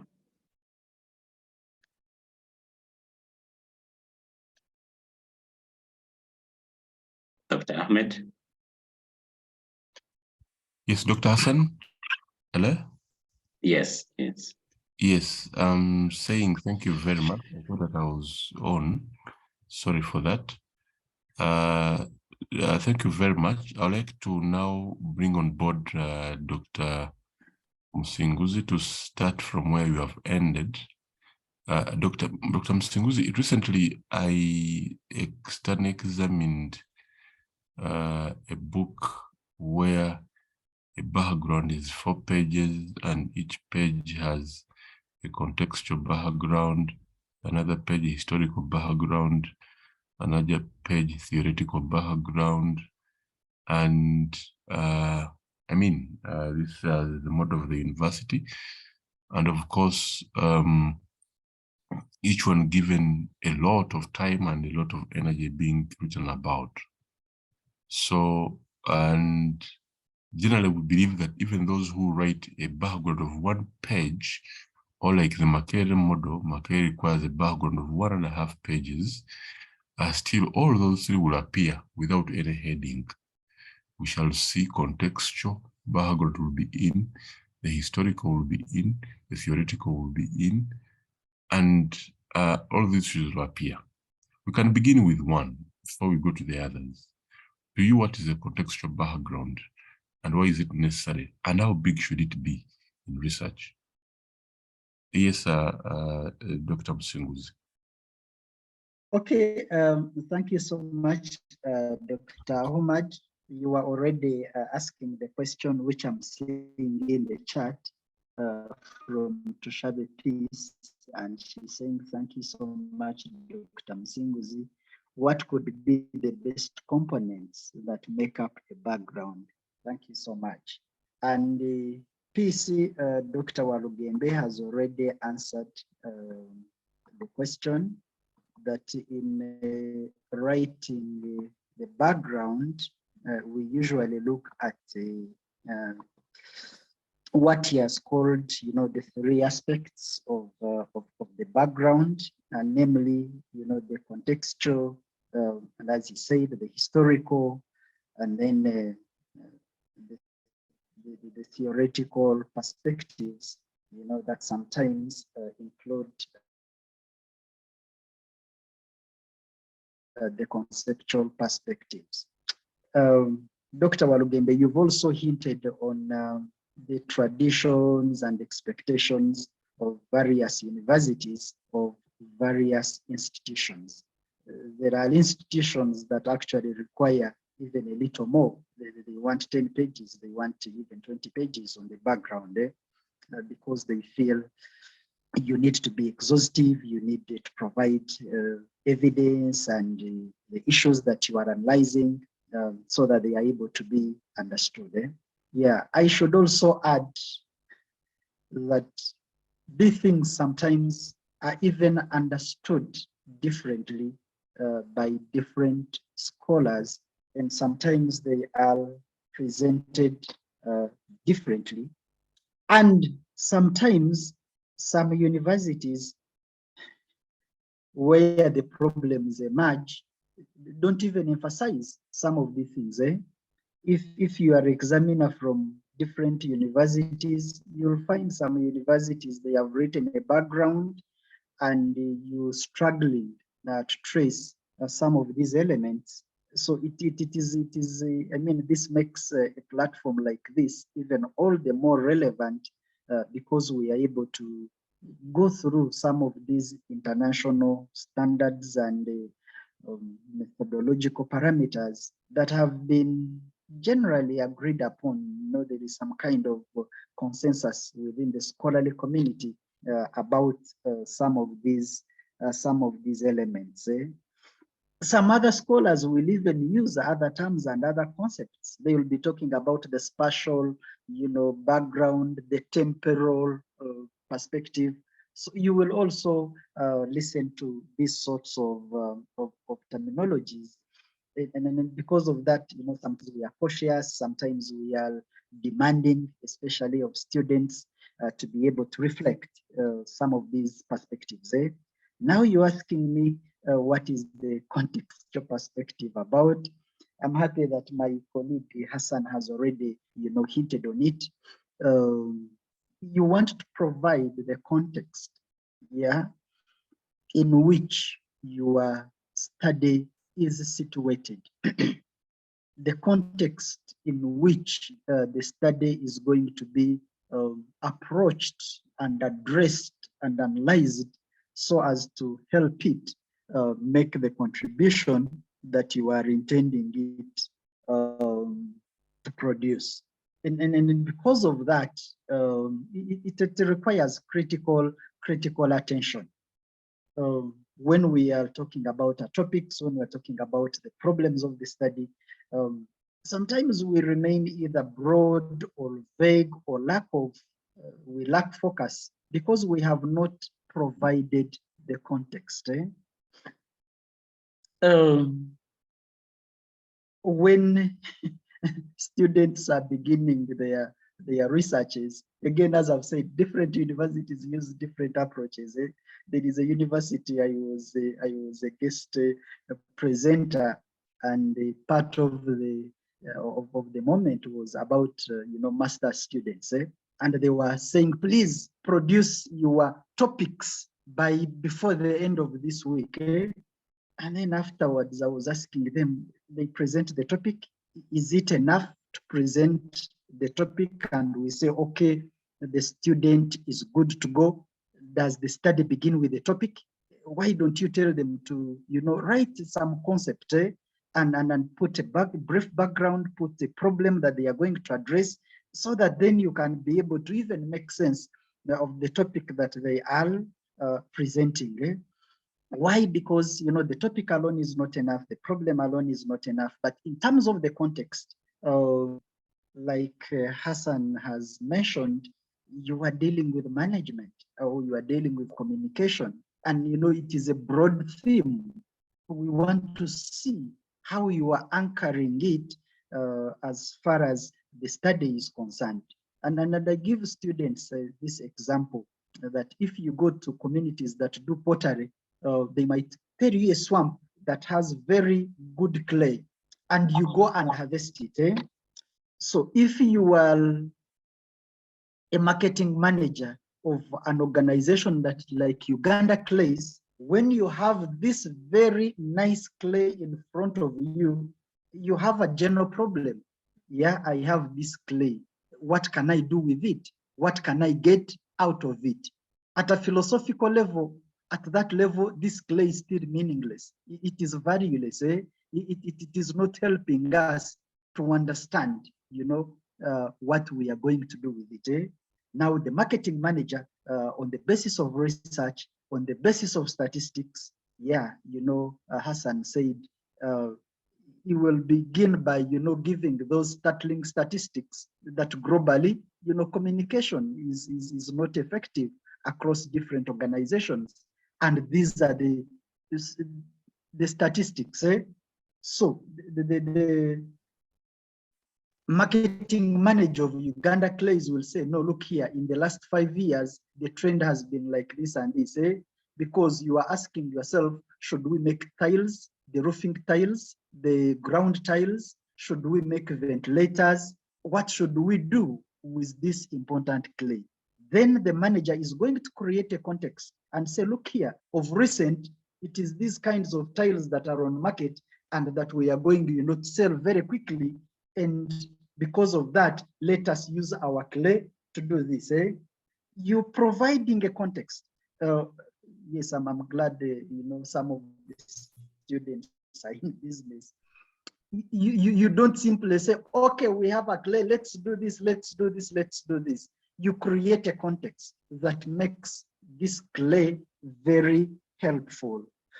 So as researchers, we are also able to explain, briefly, the kind of field that we are focusing on our research, and especially looking at the current information surrounding the issue, the current dynamics that are within the issue. And we provide a context, irrespective of the subject that one is handling.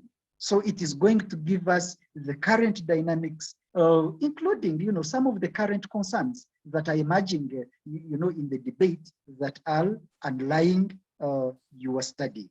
So as I'm saying that for the clay, you will know we need these tiles, and of recent, that even, preference has shifted from this side to this side, from this design to this design, and therefore Uganda Clays will make, a kill out of this if we concentrated more on this and leave out, the other part, even in view of the market dynamics and the statistics that we are having out there. So then this contextual background, helps you to even go deeper to address, some of those specific concerns. But of course, as I've said, we approach these things differently. Some people simply say, no, provide the broader context, the other issues are going to emerge later. But if you are good at writing, you can address this in a sentence, and you say this is going to be the kind of context in which my study is arising. And therefore, it also includes, the current issues, the current even controversies, the current claims and assumptions, in which you are situating or sense. So broadly, I'm saying you are summarizing the existing issues and gaps within the area of your specialization, so as to locate, the current study that you are undertaking. And yeah, sometimes we even require to go into the special aspects of the study, in terms of the geographic, space, by locating, these concerns within a particular geographical locality. If you are a marketing manager of Kampala City and a marketing manager of an outstation in Kabong, you can say, no, the dynamics of Kampala are slightly different from the dynamics of Kabong. While in Kampala, the issues are like this and this, the Kabong is slightly different. So we are going to have a dual approach in utilizing, our problem. So in other words, you are even able to introduce, especially the studies that are case-based in the contextual. Of course, that can be addressed later, but you can provide a hint on some of these aspects. Back to you, Dr. Ahmad. Yes, Dr. Ahmad. Thank you very much, Dr. Dennis Musinguzi. I hope members, if you are seeing how we are flowing, if you have a question regarding how we are flowing on those issues, please put your question in the chat. We shall request you to we shall be reading out those comments. But again, as we proceed, we can actually handle some of them. On the same note, Dr. Hassan Bashir, there is something regarding what we call catastrophic statements in the background. In most cases, some of these catastrophic statements or evidence of the need to study the given area comes out of the context of study. So what is your comment on these catastrophic statements and evidence that somebody may need to produce in the background? Thank you. Dr. Hassan? Yes, thank you, Ahmed. Yes, it is very true. Picking from where Dr. Dennis has stopped, we expected that after bringing out the context under which your topic is relevant, now start building a problem, start showing us that there is an issue of concern. So bring out the statistics or the narration that shows that the topic of concern is not being handled in the best way. Going back to the example of clay Dr. Dennis has used, bring us statistics showing that the clay business is not doing well, or this particular aspect of the tails that you want to focus on, it's not doing well in the market. So that's why you want to come and fix this gap. Or going back to the example of communication topic I mentioned, your topic now is management communication, how managers communicate. Now provide statistics to show us that globally managers of all corporations are not communicating well. Come down up to the level of your focus. For example, you're studying it in Uganda. So from the global perspective, what the African perspective, come down to Uganda and tell us that Uganda is not unique, just as globally managers are not communicating well. So even in Uganda, they are not communicating well. So provide these statistics. Now we are calling it catastrophe because we're taking the problem perspective. But later on, I know there is where we shall want to bring in a positive case later on. So there, the situation may change a little bit, but still it will be focusing on evidences. And I want our listeners not to forget where we started from, that all this that we're doing, we're showing the relevance of the topic of study. You're showing the reader that we must pay attention to this topic. In this example, we must pay attention to management communication. Why? Because there is a catastrophe. There is something very bad. We are dying. How? Everybody, every manager in all organizations, they are not communicating well. So you provide those statistics, or you provide a narration to confirm that. So that's what we usually call the catastrophe. Thank you. Thank you very much, Dr. Hassan Bashir.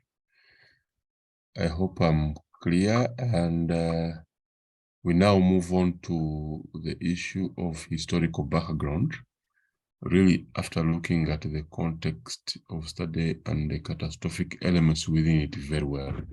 So questions will come in. Those who want to ask more, please do ask. We go to Dr. Dennis, the issue of historical background. You find there is a situation where you read the background and somebody has given now a lot of history about the context. And you read another background, somebody gives a lot of history about the variables. And you find somebody really focusing much on the history of the independent variables, not the history of the dependent variable. Now the question is, in writing the historical background, where is the focus? Is the focus on the context? Is the focus on the independent variables? Or the focus should be on the dependent variable? And how big should it be? Yes, Dr. Dennis. Okay, thank you again, Dr. Walugembe, a moderator this morning. Yes, maybe I need to start, by acknowledging that, even in current research debates, there seems to be a shift and, the contestations, between theorization and historicization. Some scholars are saying we need to go beyond theorization and historicize some of these issues, especially within the social sciences and within the qualitative researchers, saying that sometimes we use theories to not to adequately address the issues that we are addressing. So then the question of history becomes also quite critical, especially when we are writing the background. And you're asking the question, should it be about the context? Should it be about the variables, and which variables? I would rather say it should literally be about all that, yeah? Because when we are writing the historical background, as I've already said earlier, some, we will call it the temporal background, referring to the periodization of your study. And periodization, it means that the issues that you are addressing have emerged differently at different periods, even in different localities at different times. If you are doing management communication, as Dr. Hassan is addressing it, you may want to say, okay, the concern for management communication is something that has been on for quite a while. We saw it emerging and being emphasized in organizations around this period in these particular locations. You are even historicizing the geography. Yeah. So it is that periodization.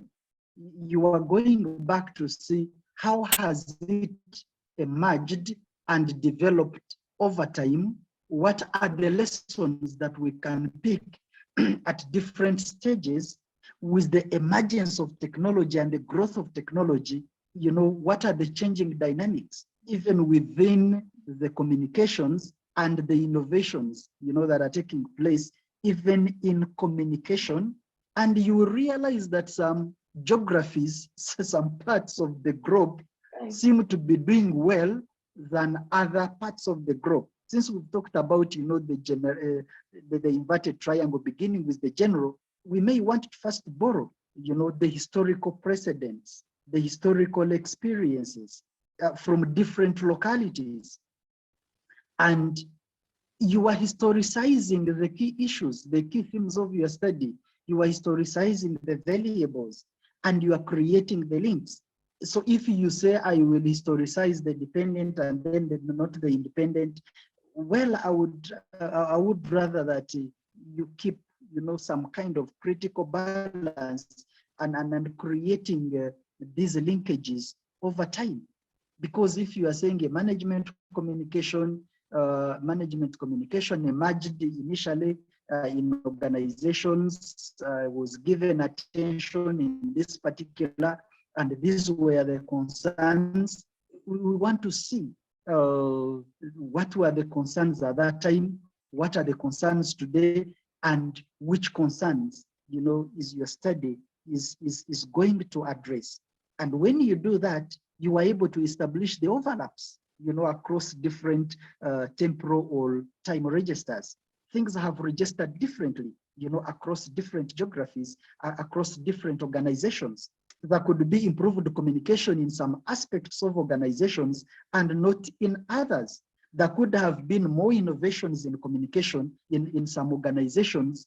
Again, as we talked about the contextual background, if in the context you are providing the context of either human resource or banking or services, the other different services, even in the historical background, in the historical background, you are even able to historicize that. I keep talking about the logicality, the internal coherence of the study. Even when you are historicizing even the context in which you are imagining. So some people will make mistakes instead of concentrating on. Of course, there will be questions. Should we concentrate only if this is no? You can begin broadly. You will begin broadly, but later on, you can't fail. To again address the context of your research as it has emerged over time, and that's why I'm saying you are able to establish the overlaps, where things have worked, where things have not worked, where they seem to work well, and where things have been neglected. So that if you say in Uganda, we talked about catastrophic statements, communication has remained completely backward, and it has not been. And someone is able to say, okay, there are communities that are ahead of us, and we can, gain some experiences from them in terms of literature, in terms of, yes, the empirical data, whether from their reports, in terms of what they are doing. So you are looking at the evolution of the key issues of your study across different geographies, given the broader perspective that we are taking. And for me, you follow through it at different stages of the periodization within your study themes, and make connections where necessary across the different backgrounds that you are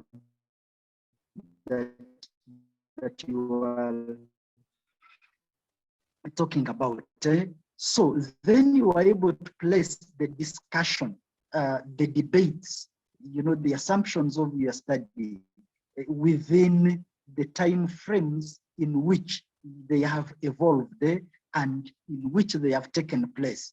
Because the issues we are dealing with are empirical.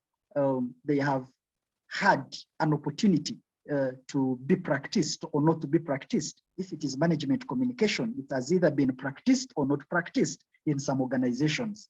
It has been practiced with some level of detail and accuracy in some organizations and not in others. Some organizations have made some improvement, others are still lagging behind.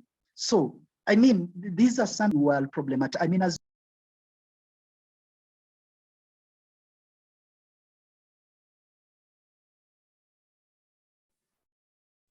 I can see you had lost me. I don't know how long you had lost me. Am I Doctor, back? you are back. You're back. Yes, you are back.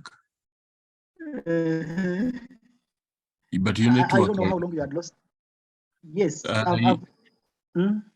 I think you can proceed, because by the time you went off, you are trying to really re-emphasize the issue of the historical background, and I don't recall the exact statement because we were off and on, but you were kind of off and on. But I think you can maybe rewind for a minute. That could be good, and you proceed. Yeah, you know, when we are having open conversations like this, sometimes it is even difficult to locate yourselves.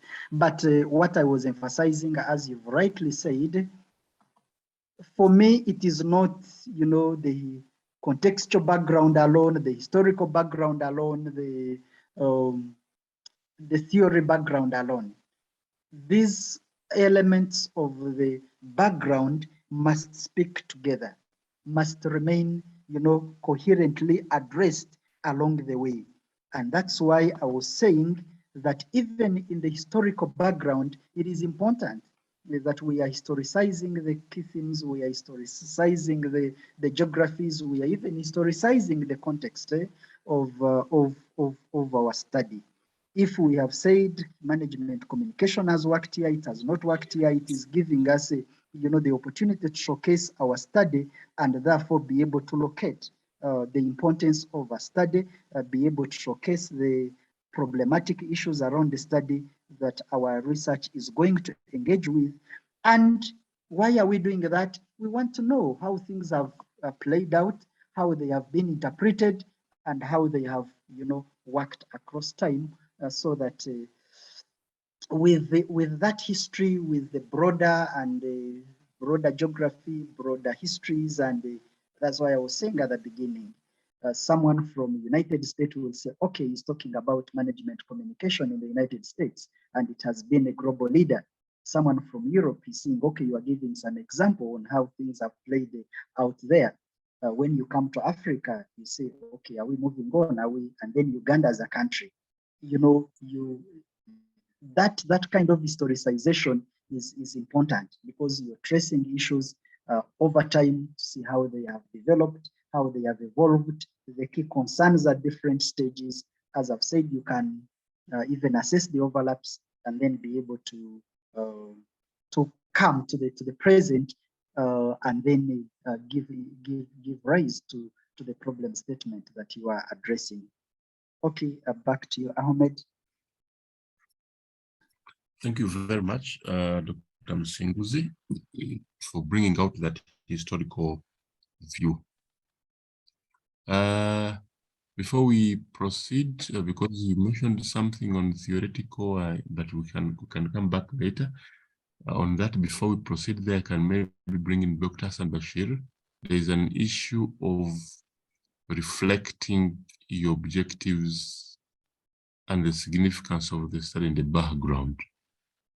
At what level do we really reflect our objectives in the background and the significance of the study? Dr. Hassan. Okay, thanks so much, Dr. Walgembe. I want to first remind all colleagues on the call that all this we are talking about, at the end of the day, we expect that in our PhD journey, we are going to create knowledge. And the kind of knowledge we are creating, we are building on previous knowledge. So as Dr. Msinguzi is bringing out the historical perspective or historical background of everything concerned our topic, let's remember that if we use the analogy of a building, we are constructing a house of knowledge. And in our PhD, this current PhD, for example, you want to add ventilators. So first, give us the perspective. Show us that people have built up to this level, so I'm going to add this. So, so that's the analogy. That is the job we're doing in this PhD journey. You are not starting anything, but you're contributing on others. So we need to bring out what have others said or what have others done, and then we add on this. Now, back to the question of at what point should we reflect our objectives?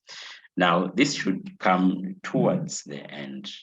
After all this, I think this question would have been answered very well after the theoretical background, but I can still mention that after bringing out all this context or contextual background, we've now understood the historical background, how things have been happening, both empirically and practically or theoretically.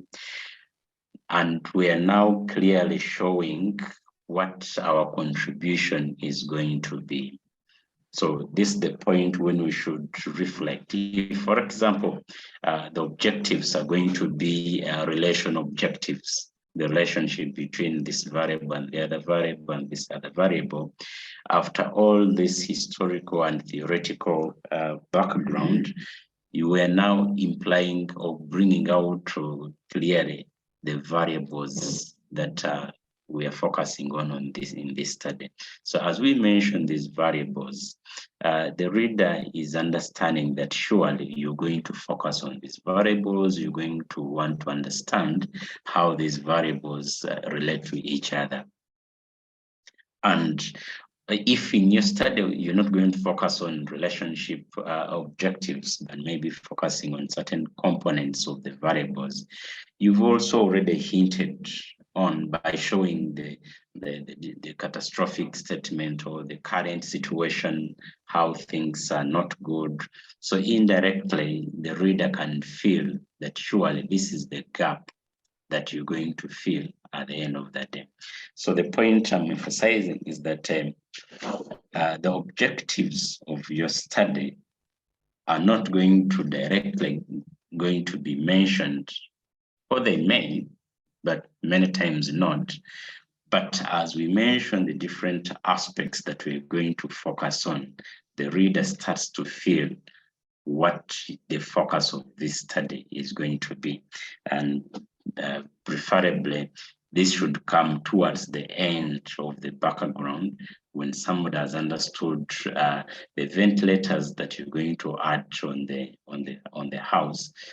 Previous scholars, previous people have already done the foundation, the walls, and now this is where our study is coming in to add this particular aspect to the whole body of knowledge that we are talking about.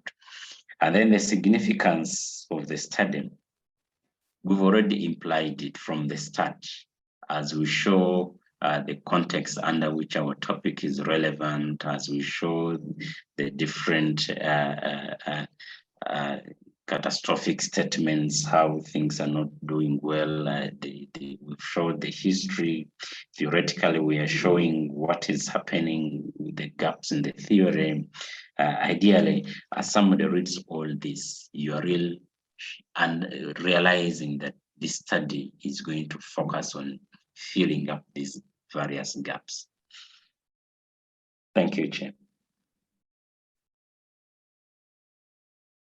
Thank you very much. Thank you very much, Dr. Hassan, for bringing out the issue of objectives in the background. Now we go back to the discussion of historical, theoretical, and how they really fit in. Dr. Dennis, You really talked about historical, theoretical. What should come first? What should come last? That is one. Then number two, if you look at some PhDs, you have a full chapter on theory. If you look at, I think, the Makere PhD model, there's a full chapter.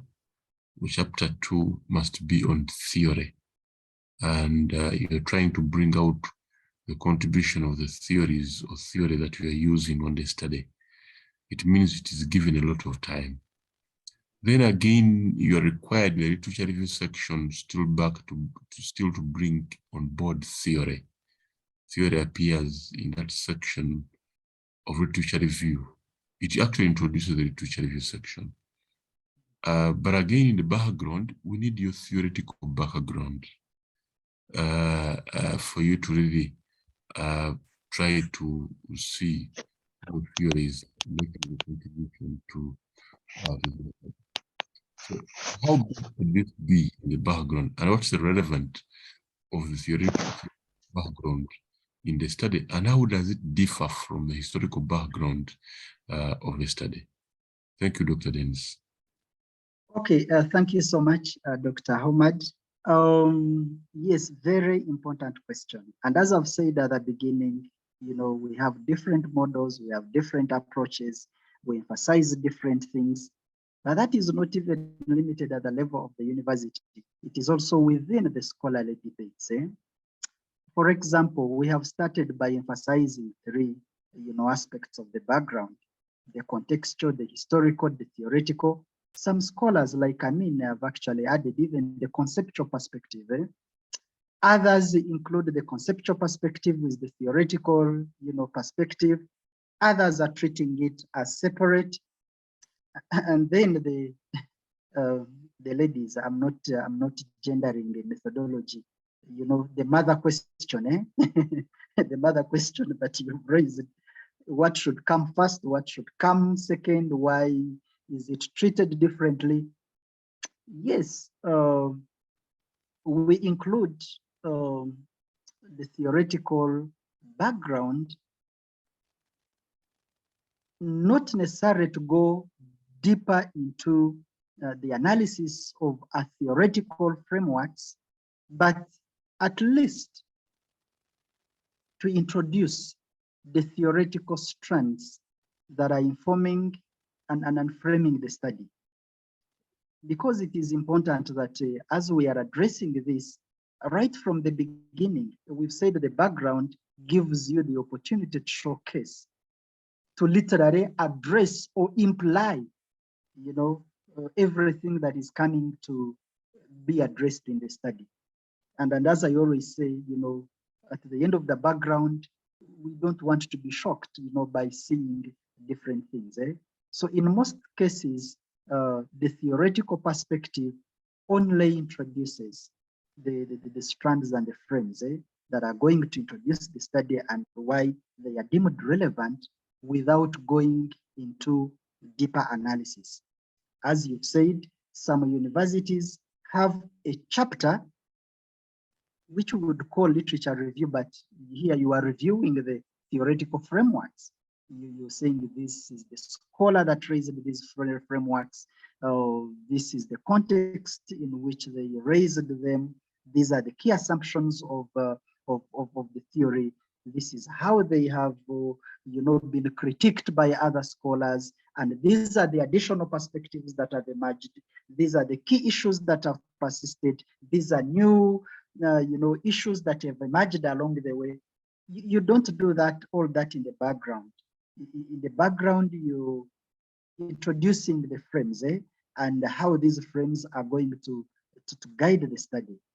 And as I've said, some scholars have the conceptual perspective separate, others have conceptual, together with the theoretical perspectives. If I should bring them together, you are also, providing the conceptual frames, not necessarily the conceptual framework, but you are following through the categories and the terms that are driving particular scholarly debates, all sets of debates. And you are introducing this to catch the attention of the reader without going deeper into, the analysis and the critique of the theories. Chapter 2, which is a critique, or again, as you've said, some universities say the theoretical frameworks are part of literature. So if you are having literature, the first part is going to address the theoretical frameworks, and the other part is going to address the thematic literature on the key themes of your study. Others will say, no, have a separate chapter on theories, have a separate chapter on literature that is, thematic oriented as far as the objectives are concerned. But before we go into, those deeper critique, it's important that the background has already, as I've said, given us these categorical backgrounds. It has already clarified, the key terms and concepts that are framing the scholarly debates. And it is in these scholarly debates where our research is situated. And we want, to explain briefly how they interlink and how they are introducing the study and how they are, related with the as Dr. Hassan has already said, it is here that you are even beginning to create a hint, to your particular specific objectives and the themes that you are going to address. And so it becomes then important that at the level of the background, you are introducing these frames so that by the time you go into the critique at a later stage, again, you are not shocking your reader and begin to say, okay, why are you smuggling these things in? Eh? You've already hinted on them in the background. How these things are presented and how they sequentially flow. Again, it has also been a matter of different universities or different supervisors or different scholars. But of course, as scholars, and we are researching, we are searching again, it is important that whichever category or whichever kind of sequence that you follow, it should be having some space within the already body of knowledge of scholars in methodology. Some people say you begin with the conceptual, you go to the history, you address the contextual at the end so that it introduces you to the problem statement. Others are saying, no, you have to begin with the contextual so that immediately you show your reader the context in which you are operating and how the issue is being addressed. Others are saying, no, conceptual clarity is important. It is important right from the beginning to begin with the conceptual background and then explain the key concepts and how they are related, and you explain them in a discursive manner, not just defining, no, explaining the concepts in a discursive manner to show their meanings, to show their various components, to show how they are related, so that when you begin historicizing, the concepts are already known. And then they say, okay, bring the contextual background at the end to give the current dynamics and the current dynamics that are going to inform the problem statement. So again, as I'm saying, it will depend, sometimes from different scholars. What I'm saying, there should be a standard, that is not the standard in terms of sequencing, but in terms of reference. Which scholarly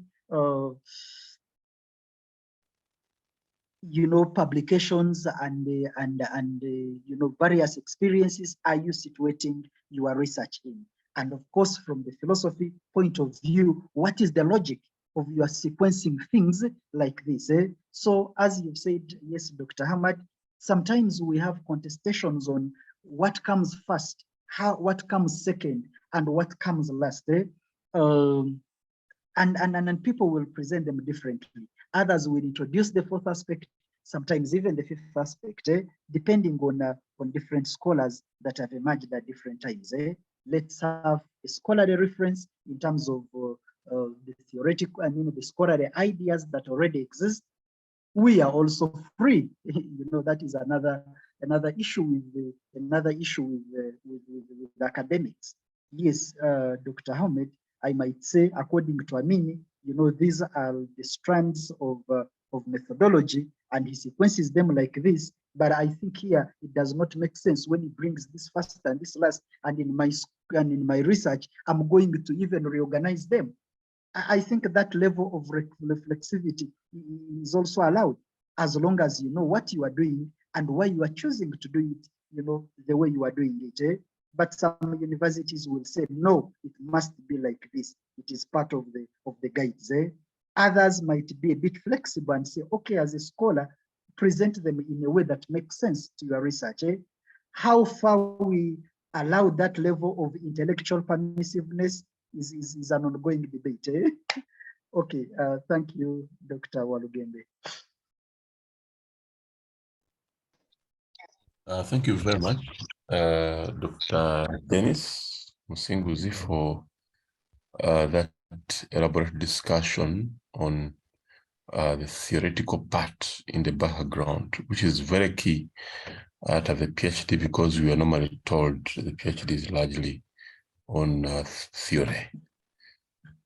Before we proceed on the getting more issues in the same area, I can maybe bring in Dr. Hassan Bashir here. You talked about the methodological aspects here and there. We have different approaches or different research designs. Do I need to reflect my methodological approach, my research design in the background, or should my writing style reflect the type of methodology that I'm going to follow in doing my work? Dr. Hassan.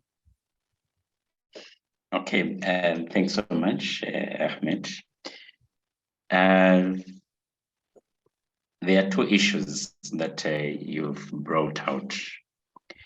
There are situations where the PhD we are doing is largely going to focus on the methodological gap in the way things are done in the area of study.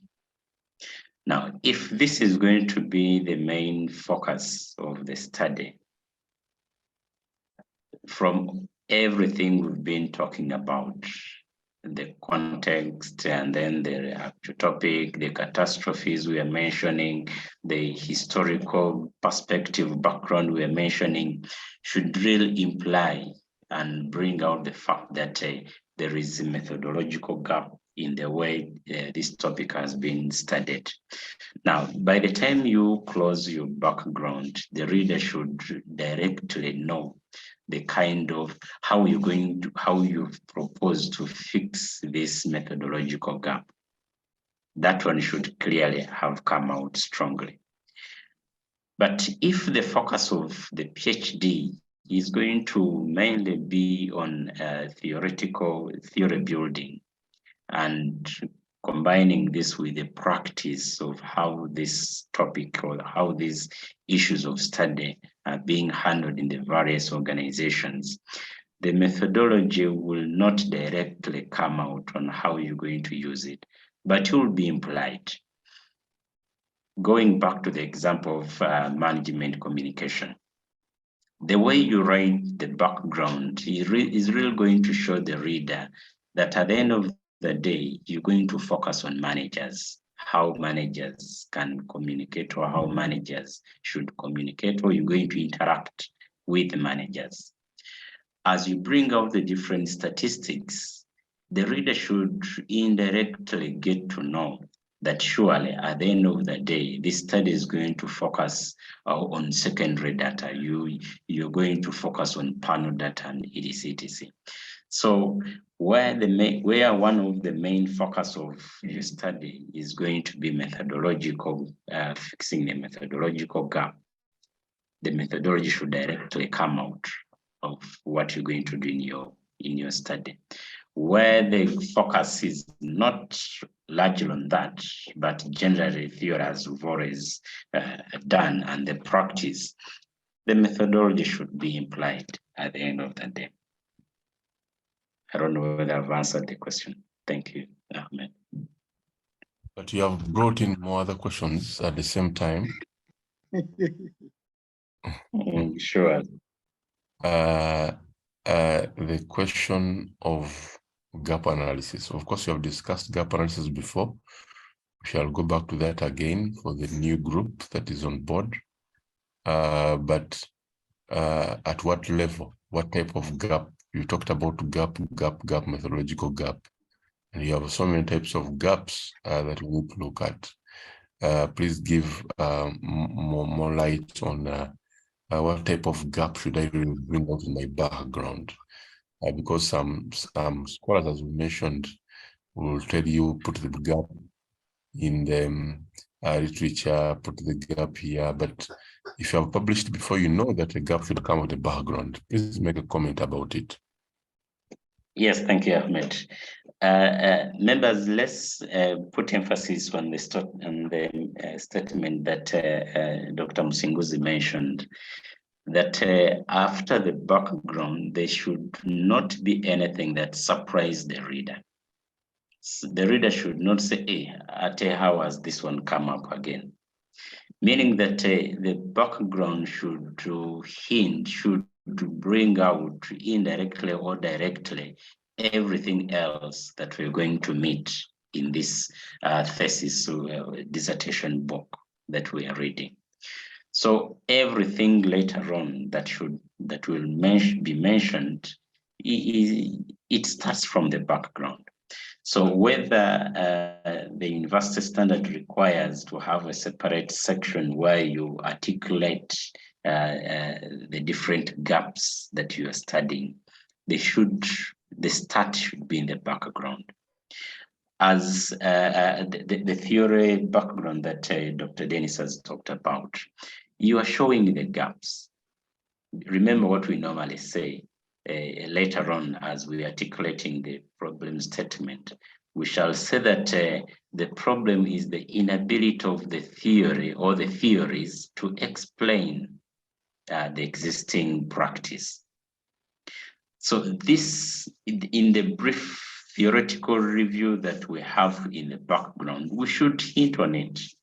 We should show that this bad practice or the statistics we are presenting, the bad situation, the unpleasant practice is continuing because the theories have not been in position to explain this very well. If we're going to use a number of theories, so we shall say that this theory can explain a little bit of it, but does not conclusively explain it. So we bring in the other one and then this one. So meaning that these gaps should start in the background. That's the main message I want to bring out. If the focus is going to be on methodological gaps, or if it's a requirement, so still in the background, we should hint that scholars have always used this particular methodology, but they seem not to solve the situation. So that is already a methodological gap. So in our solution that we're going to provide, we're showing that the best methodology that should be used. So Dr. Ahmed Wolgembe, the focus is to all of us, the listeners or members on call, that everything starts in the background. Later on, the various sections, we're just articulating and expounding on the various sections of our dissertation, our study, that are already reflected in the background. Thanks so much. Right. Thank you very much, Dr. HB. Dr. Musinguzi, there is a question which you should start with before we go to, there's a question from Radha from Nepal, who is saying, give me some the difference between the background and an introduction. So as you answer that question from Radha, also you will now tackle this other question of literature review. You find some backgrounds that are full of literature. and you wonder why this person did not take all this very important literature in the literature review section. How much, what level, on how detailed the literature should be in the background? Yes, Dr. Msingus. Yes, okay, thank you so much, Ahmed. I'm going to invite colleagues to help me in answering the difference between research, the introduction and background. I will only give one statement and others can pick it from there. You know, the introduction simply provides an overview, you know, about the study. And I usually say, you know, give the general and specific focus of your study in the introduction. The general is in relation to the topic, and the specific is in relation to, you know, the specific things. You're saying in the introduction that my study is going to address, you know, the current practices in organizational communication by highlighting the existing gaps and addressing them and providing solutions. So you're just giving the focus of your study. But when it comes to the background, as we've already, I think, demonstrated by this level, you're going deeper. You're going deeper. You say, okay, although this is my focus, it is emerging, you know, in a broader perspective, and it has the historical and theoretical and the issues that you are addressing. And I want to keep it there, inviting you, my distinguished scholars, to add on at a later stage. And you're asking me again another problematic question. Yeah, how do we detail literature review in the background? I'll go back. When I was ending with the theoretical perspective, I said, doesn't a student have the latitude to even disagree and rearrange what a given scholar has already presented? I hope our senior colleagues will give us a hint on that. And how we reflect, you know, the literature perspectives in the background, for me, will also depend, because some people imply that you need to have, you know, some detailed literature review in order for you to be able to write the background. Others are saying, no, you can begin with some literature, write the background, then you'll get more literature, and you go on. And for me, that speaks, you know, to the contested models that we use when we are approaching research. You know, at the theoretical level, we have the theory before research models and the theory after research models. But again, when you go in literature, I think there is a scholar whom I used in my doctoral study. I think it's Bruce Berg. He wrote his methodology book in 2001. And he was saying that, you know, the main problem with the current research is the linear model, where, you know, someone says the research begins with a research idea, then you gather the theoretical information, including the literature, then you design the research plan, the methodology, then you identify the appropriate data, you collect it, analyze it, and you report on the findings, meaning that there is a particular sequence. And for him, he says the limitation of this kind of approach is to treat, you know, each element and the component of the research as if it is distinct from the other. And you have to complete one stage, the background, then finish it, write the problem statement, then finish it, write the objectives, then finish it, get the literature, or review the theories, then do the methodology. It's, in reality, you know, things do not work like that. And he introduced what he called the spiral approach, you know, to research, and it is kind of the back and forth. So as a researcher, you will begin with an idea, and you gather both theoretical and empirical, you know, data around it. You write your problem statement, then you reconsider and you refine the ideas as you get more literature. Then you examine the possible design, you re-examine the theoretical perspectives, and you go on moving like that. So now the question of whether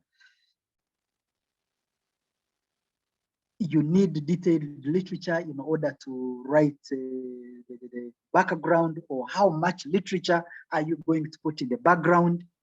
In the background, we need literature that is adequate to bring out the issues that we've already talked about. If it is the historical background, you have enough literature that is helping you to trace the history. If it is theorization, if it is what we talked about, the contextual, you have, that kind of literature, because you are not emerging these things out of the blue. They are emerging out of the reality that is already on the ground, and because of that,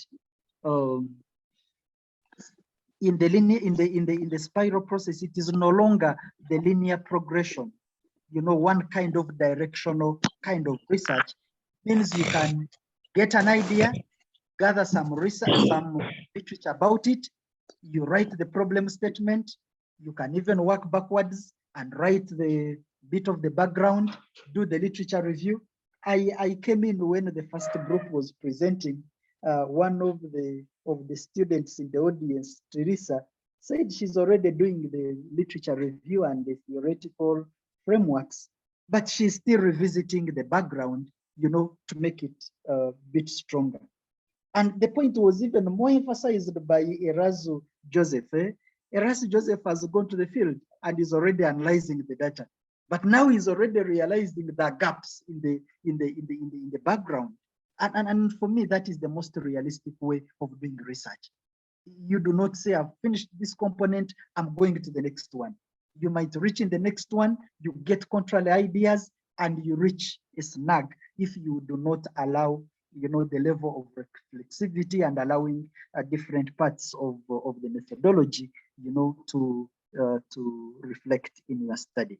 I subscribe to the spiral approach, the back and forth kind of approach, so we can have some literature in the background, we can have some more literature in the literature review.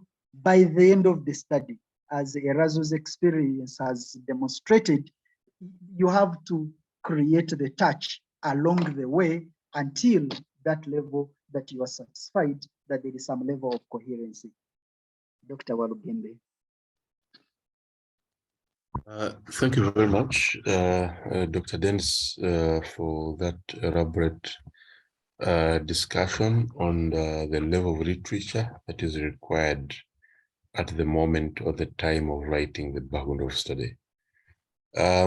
We shall have one more question, and then we shall invite the senior colleagues also and the students to really make their contributions on the issue of the backgrounds. I believe that everybody on this platform has written a background, either in a publication or in your dissertation.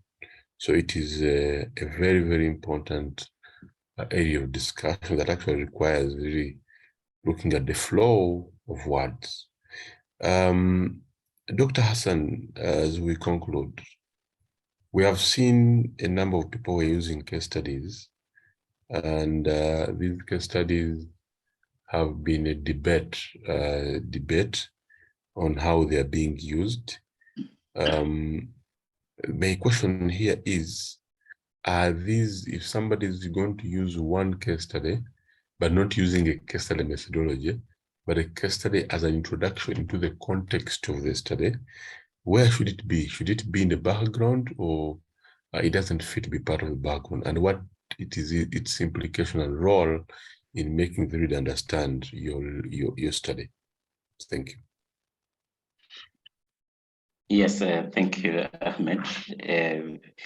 As you end the question, you brought out what I wanted to start with, that members, let's differentiate between the case study methodology, where somebody focuses on a few cases, maximum 10 to 15, depending, and then goes into the details of those cases to analyze them and write the whole PhD or the whole research about those 10, 15, 20 maximum cases that the person is reviewing, with the case that we put in the background. That's why many times we prefer calling the other one we put in the background a story, to differentiate, to not confuse ourselves that we are taking a case study methodology. Now, the story or the brief case that we put in the background, we put it there to justify the study or to bring out the evidences to the problem that we are studying, showing that there is a practice that we need to pay attention to. This implies that this story or case can be a case or a story of best practice or a story of catastrophe, depending on which direction you want to take. Now, if it is a case or story of catastrophe, it should be part of the catastrophic statistics that we presented earlier on when we are starting the background, maybe in the second paragraph. It should be part of that. And there are two options. If the case or the story is strong enough and justifiable and evident enough, you may not need these other statistics to supplement it. Or you may want to, on addition the statistics you've presented, to add a story to concretize the evidence to the problem, showing the reader that surely it is worth paying attention to, and that's why this study was conducted. Or it may be a story of best practice, and still the logic goes back to the same idea. You want to tell us that whereas many organizations are struggling with organizational communication, they are not communicating very well, and etc., there is this particular unique institution or unique organization or unique circumstance where managers communicated effectively, and it was very beautiful. So you present a story to that, so that the reader can really feel what you're talking about, that surely, whereas the statistics show that everybody is not good at communicating, there is this particular institution, organization, or individual who did a good job. And then later on, you build on the theories and the other sections that we've talked about to explain this practice that we've presented. Also, let's remember that later on, maybe as in case we are going to emphasize this, later on as you write your different sections, you can have a section where you articulate this story that you presented in the background in a detailed way. But in the background, we want to just a snapshot of what we are talking about, to really showcase that there is a problem that is worth solving. Later on in other sections, you can detail out the story following the structure of writing a good story or good case that we usually talk about, and the reader will get the details that you are presenting. Dr. Olgem, as we wind up, I want to emphasize to members that writing is mainly an art. The word mainly means that there is a science because there are structures we are following. But the flexibilities of writing and logically bring out the argument very well that Dr. Musinguzi was talking about, is an art. So somebody else may do it and does not come out very well, and the other one does it and comes out very well. Oh, that's why we always have to keep revisiting it, the forth and back approach, the spiral model that Dennis is talking about. This is what it emphasizes. I usually want to use the analogy of cooking. the ladies on the platform will bear witness that you can all have the same ingredients. You have some historical background and this other background. You've reviewed your literature throughout, but the mixing and the flow will depend on how you do it. Just as the person cooking will have all the ingredients and will have some formula of how these ingredients should be mixed. But the art of how you mingle these various ingredients will differ depending on the different people who are cooking.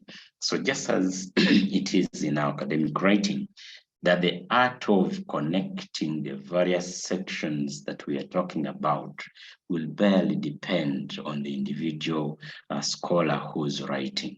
So let's keep revisiting our backgrounds to bring out the best product at the end of the day.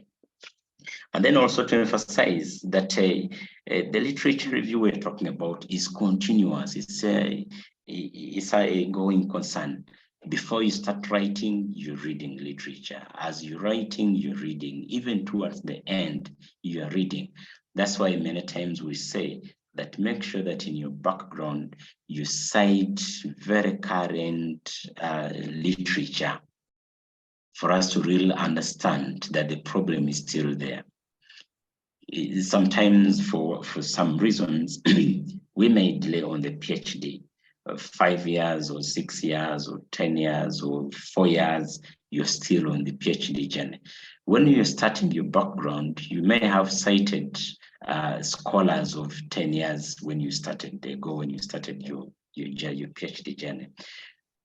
As you close your PhD, for us, we shall not be interested in knowing that you started 10 years ago.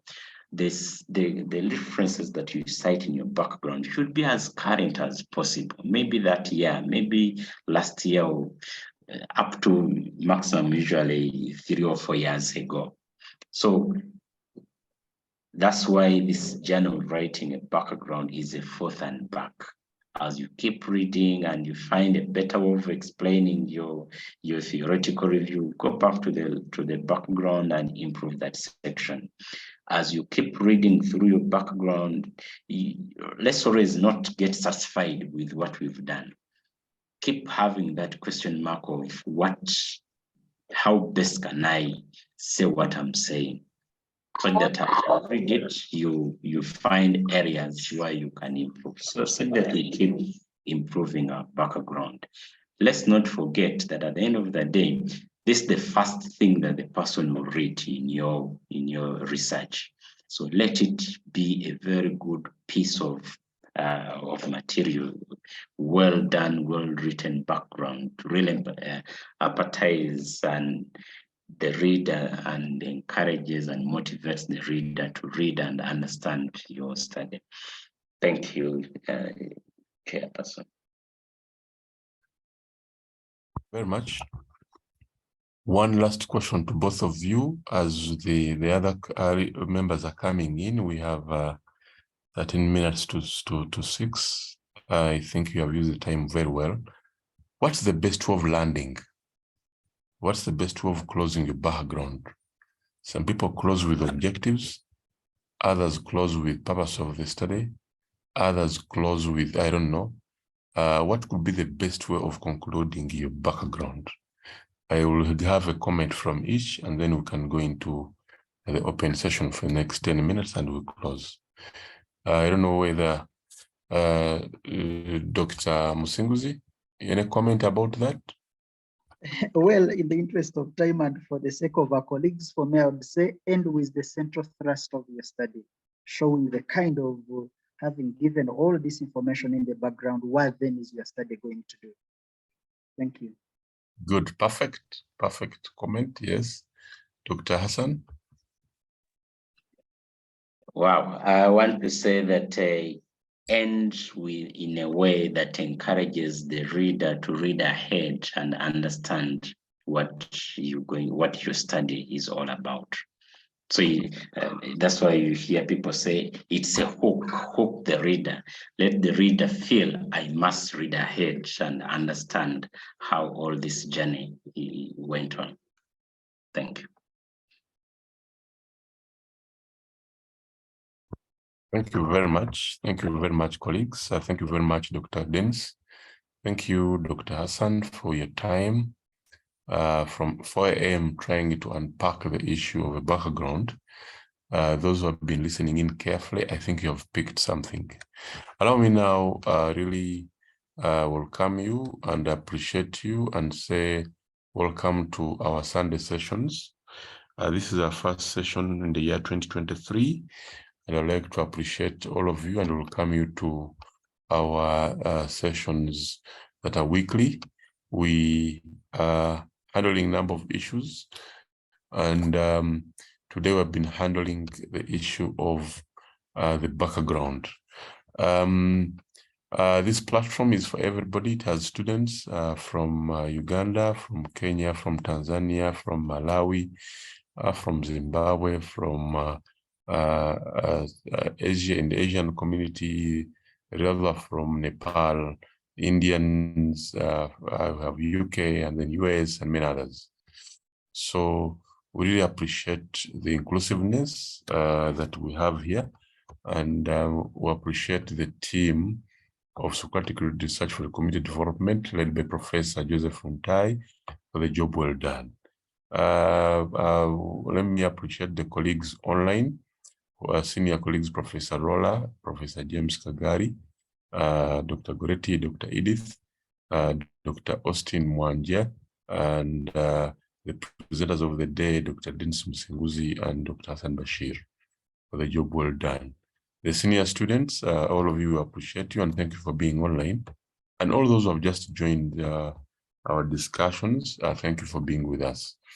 I will give the 10 minutes to the senior colleagues, and then hopefully I'll invite, at the end of it, I'll invite one of our colleagues, Dr. Edith, who will give us the closing remarks. But now I would like to invite the open panel. If there's a comment from the students and also a comment from the panelists, sorry, from the senior colleagues, we can welcome it. Some additions, subtractions in the discussions, so that we can actually have this concluded. Any comment? Thank you, and back to you, the audience.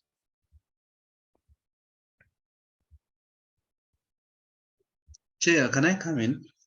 Yes, Professor.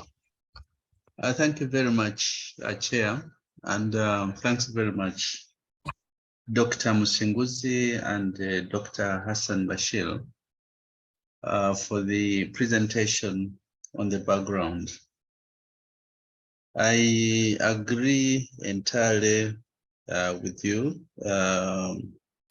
on a number of aspects that you have presented in terms of the structure of the background, although in some universities, certain headings will not appear in that section. I know in some universities you have the historical, theoretical, conceptual, and contextual background headings appearing, and the emphasis here on some of these again will depend on the supervisors and the universities.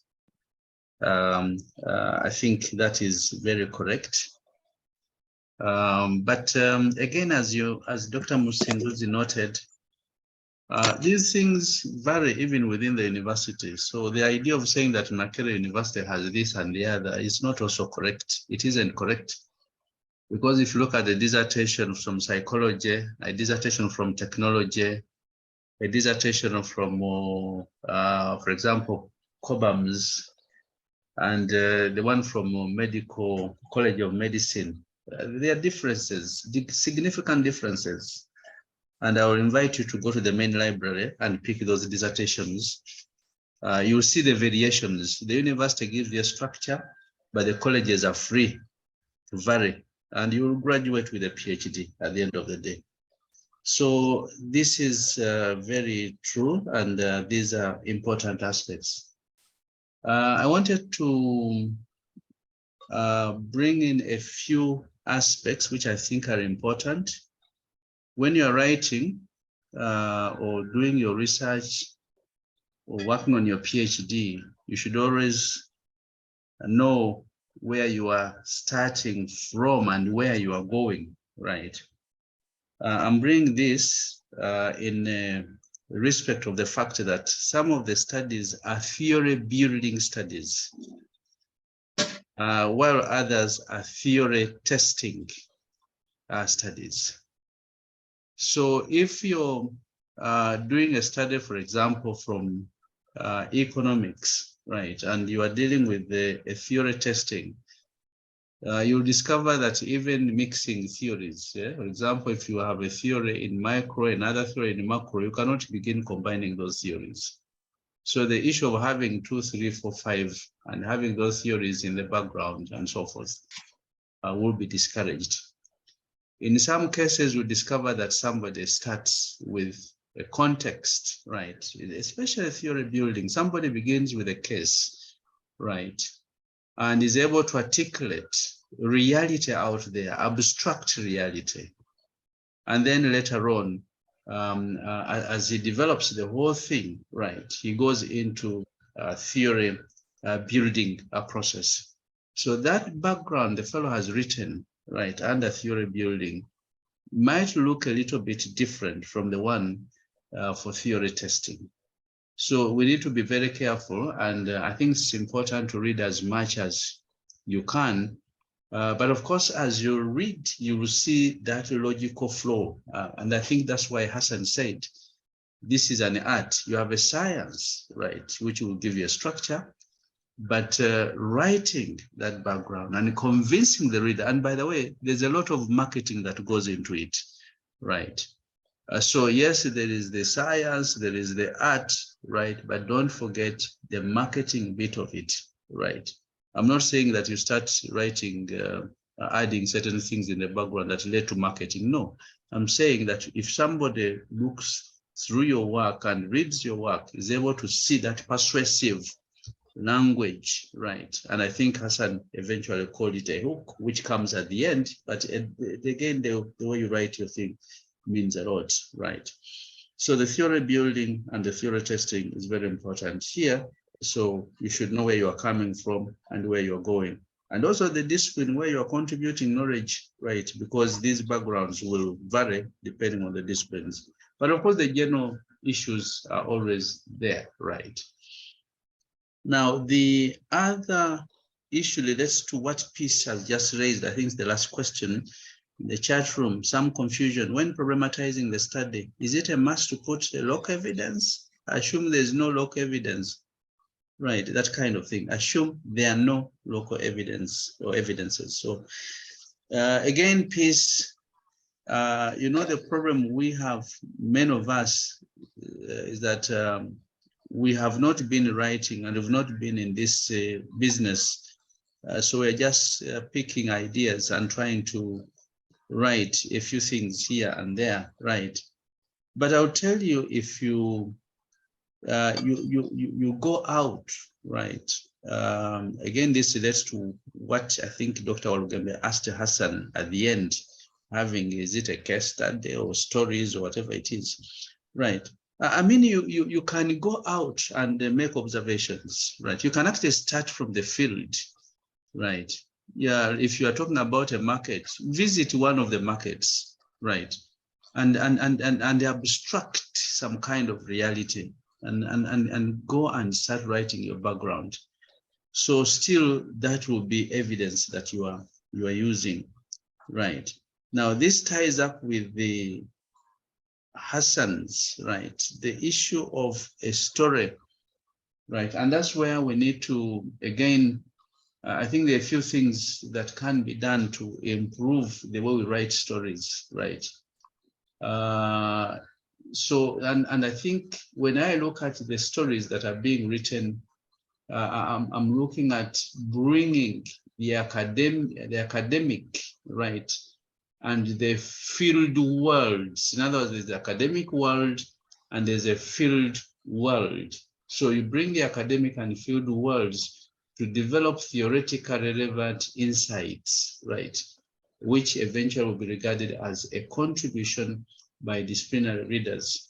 So if you go and pick a story, right? So you must learn how to integrate that with the academic, right? When you're writing in the background, so that at the end of the day, you are able to develop those theoretically relevant insights. And of course, as you can see, stories are very important and useful if you know how to use them, because they provide a narrative structure, right, for your work that will arrange events and ideas according to some temporal sequencing of, for example, the past, the present, and the future, and so forth, right? Depending on the guide that or the guidelines that you are following, right? And at the end of the day, if you use it very well, by the way, it has also implications for methodology, although sometimes we don't pay attention to it. If you start with a story, right, I'm assuming that you have collected data. You can actually pick it from some books or you can actually go to the field. So you're actually starting with the qualitative at some stage. And it doesn't matter whether you have reviewed writings or biographies of certain individuals, just like I've seen one of the dissertations doing so. Yes, but you start from there, right? Now that means if you're going to bring the quantitative element at some stage, right, it must feed into this qualitative, and later on you can also do the qualitative bit. So although we don't pay attention to it, yes, it has that element. But anyway, since we're dealing with the introduction, right, so the background, right, that background of yours, right, must be able to bring out certain things, what I've called theoretically relevant insights. And again, it is an art for you to know how to bring the two together, the field and then the academic world. Now, the other aspect which I think is quite important for us to think about as we write, in some universities, you can actually write a PhD by reviewing literature only. While in some universities, you have literature and you also go to the field, right? Now, whatever approach you use, again, when you're writing your background, you must be very careful because, for example, if your PhD is based or is actually a meta-analytic review, right, PhD, then your background will not be similar to that of a person who has actually done an empirical study, or the one who has actually abstracted reality and is building a theory, right?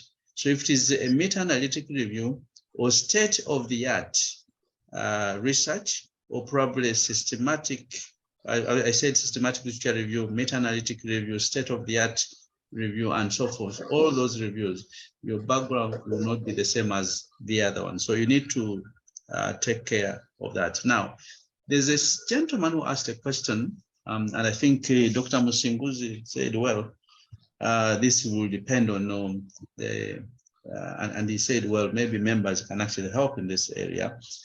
The issue of your background versus literature review. And I liked the statements that Teresa made at some stage. She said, I have been working on my PhD. I should have submitted my PhD about a year ago or 5 months ago. But whenever I listen to people, right, presenting certain views and ideas, I feel I should go back and improve my PhD because I feel the introduction is still lacking, right? I believe the literature review section is still lacking, methodology, etc. But of course, advice to Teresa here is that one, you never have a perfect PhD thesis or dissertation, so it's high time you think of submitting it. And after all, even when they are grading, the grade will start from 0 up to 100. So somebody might get 90, another one will get 70. It doesn't mean that the other one who got a 70 has a terrible PhD. No, they are all PhDs, right? So you can't perfect. But the issue I wanted to bring out here, right, is the fact that literature review is everywhere, right? You'll find a literature review in chapter 1. You'll find literature review in chapter 2, in chapter 3. Probably the only section where you'll not have literature review is where you have findings from the field, right? But even when you embark on your discussions and so forth, you still find literature review. And that's what Bernard Wabukala mentioned at the beginning, right? That literature review is all over the place. I find myself reviewing literature all the time, right? So I think those are important ideas for us to pick. Chair, over to you in the interest of time. I may not be able to say everything I want to say. Over to you. Thank you very much, Professor. Thank you for really elaborating and adding on the discussion. Very interesting discussion on writing a very good background of study. I don't know whether other colleagues are on. Professor Rolla, any comment? Professor Hagari, any simple comment before we really move on?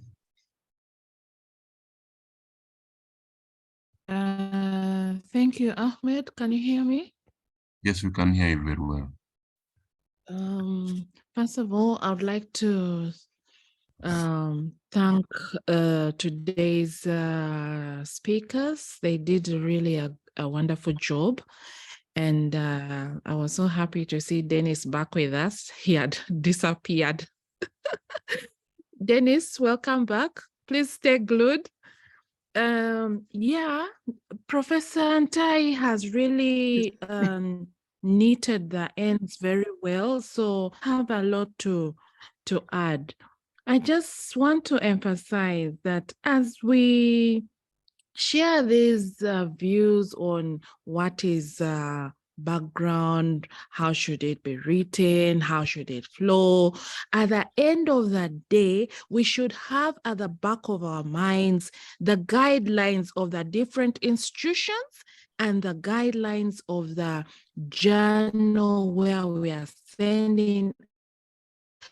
Those guidelines spell out further details on how, you should present the background. In some institutions, in some journals, the background also doubles as an introduction.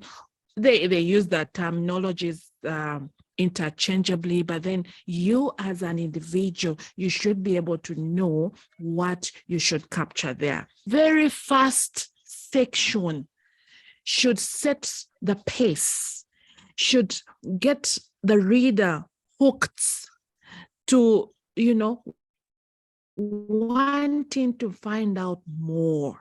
So that is what you should really dwell so much on.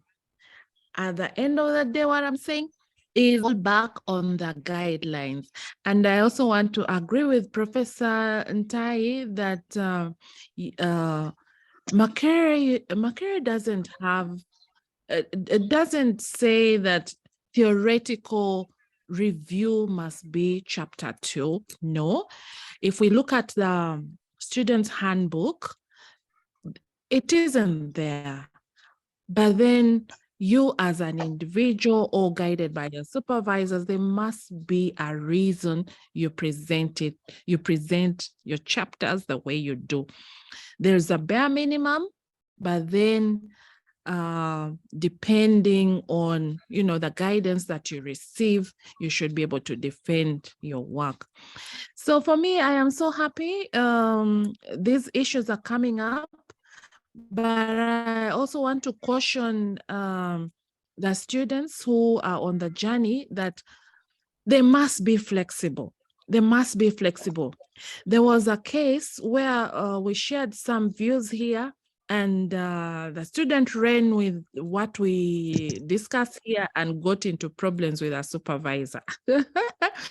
So be careful, be very, very flexible. And at the end of the day, you have to take that, you have to be proactive. Take an extra step to read further. I'll keep emphasizing, get textbooks. The textbooks give a lot of guidance on this. So as Dennis and Bashir were presenting, I quickly went to the textbooks I have. And there is this research textbook by Saunders. Then there's another one by, the name has skipped. But there are research textbooks that, you know, expound more on these issues. If the thing here is, if you have authority on the step you are taking, you can stand confidently and say, this is it. So let us not over-rely on what comes out here. What comes out from this platform are the highlights. But as students, as individuals, we must take an extra step to go out and read more so that we get more knowledge and we get more confidence to present our stuff. That's what I can say. And back to you, moderator. Bye-bye. Thank you very much, Professor Rola Ororia. Professor Rola is the Deputy Dean, Graduate and Research Studies at Macquarie University Business School. And I think she's speaking from a very informed point of view. Professor Rola, thank you. Members, we have a few minutes to wind up this. Anyone comment from the audience, and I will invite Dr. Edith to close the session. One more comment, one question or comment on the background before I invite Dr. Edith to close the session.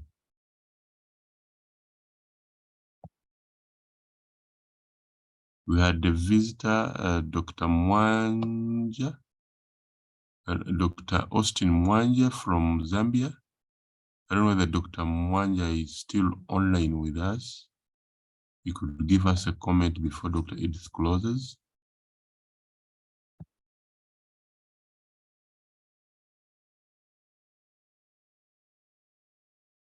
Okay, I think members are well satisfied with the discussion.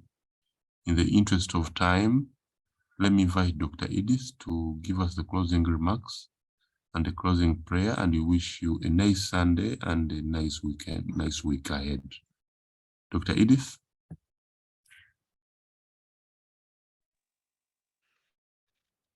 Thank you. Thank you so much, Dr. Walugembe. Do you hear me? Yes, we can hear you very well. Okay. Thank you so much, Dr. Walugembe, our moderator today, for giving me this opportunity. Good morning, everyone on this call, and Happy New Year to everyone. This being our first session this time of the year.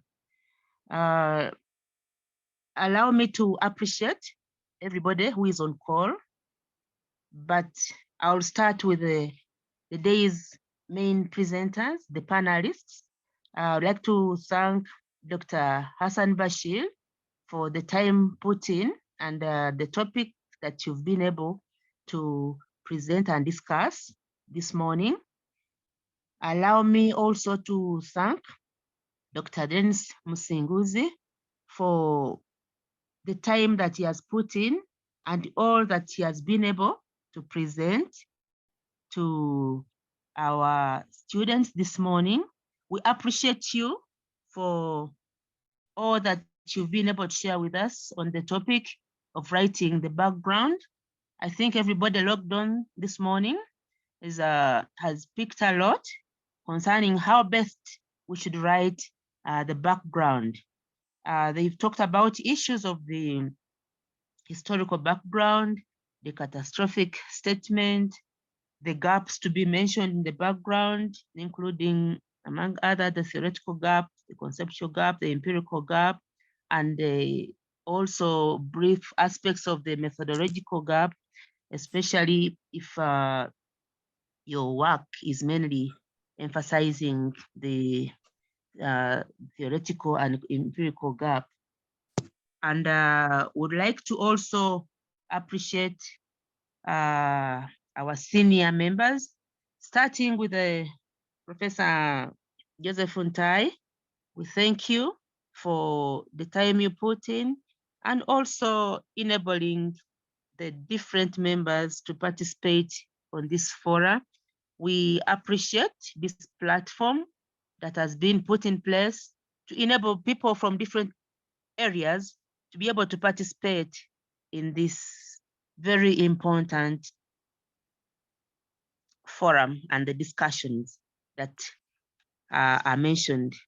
We appreciate you, Dr. Walgembe, for you've always enabled the moderation on this platform. Thank you for being the moderator today. And we've had very interesting session. Allow me to appreciate other senior colleagues that have been on this morning, including Professor Loro Robia, Professor James Kagari. I can see Dr. Goreti Sheine and Dr. Austin Mwanje. All those who have been able to participate on this forum, we thank you, and thank you for logging on this morning, and thank you for what you've shared. We thank the students who are logged on. We appreciate you for creating this time, because it's very important that you put in this time to enable the learning to take place. I know we have students at different levels in your PhD journey. We appreciate you for the commitment to be able to keep logging on here and participating in the activities that take place every Sunday morning. We appreciate the time that you put in and enabling this session to go on. So thank you, everybody. Thank you, everyone. I know a lot of learning has taken place. I would like to end with a closing prayer. And let's pray. Lord, our loving Father, we praise and glorify your name. You know, we are the God Almighty. We thank you for enabling us to participate in this session. We thank you for all the senior colleagues who have been able to participate. We thank you for all the students who have participated, and we pray that we get more others who will come on board to be able to learn more. We pray that you enable learning to continue taking place. Lord Father, we thank you for the gift of a new day, and we pray that you continue guiding us as we do our different activities. We've prayed all this believing in the name of our Lord. Amen. Wish you a nice morning, Sunday morning, and a blessing to everyone. Thank you so much. And back to you, Dr. Walgembe. Thank you. Bye-bye. Have a nice day. Bye-bye. Thank you. Have a blessed Sunday. Bye-bye. Good day. Bye. Bye. Good day.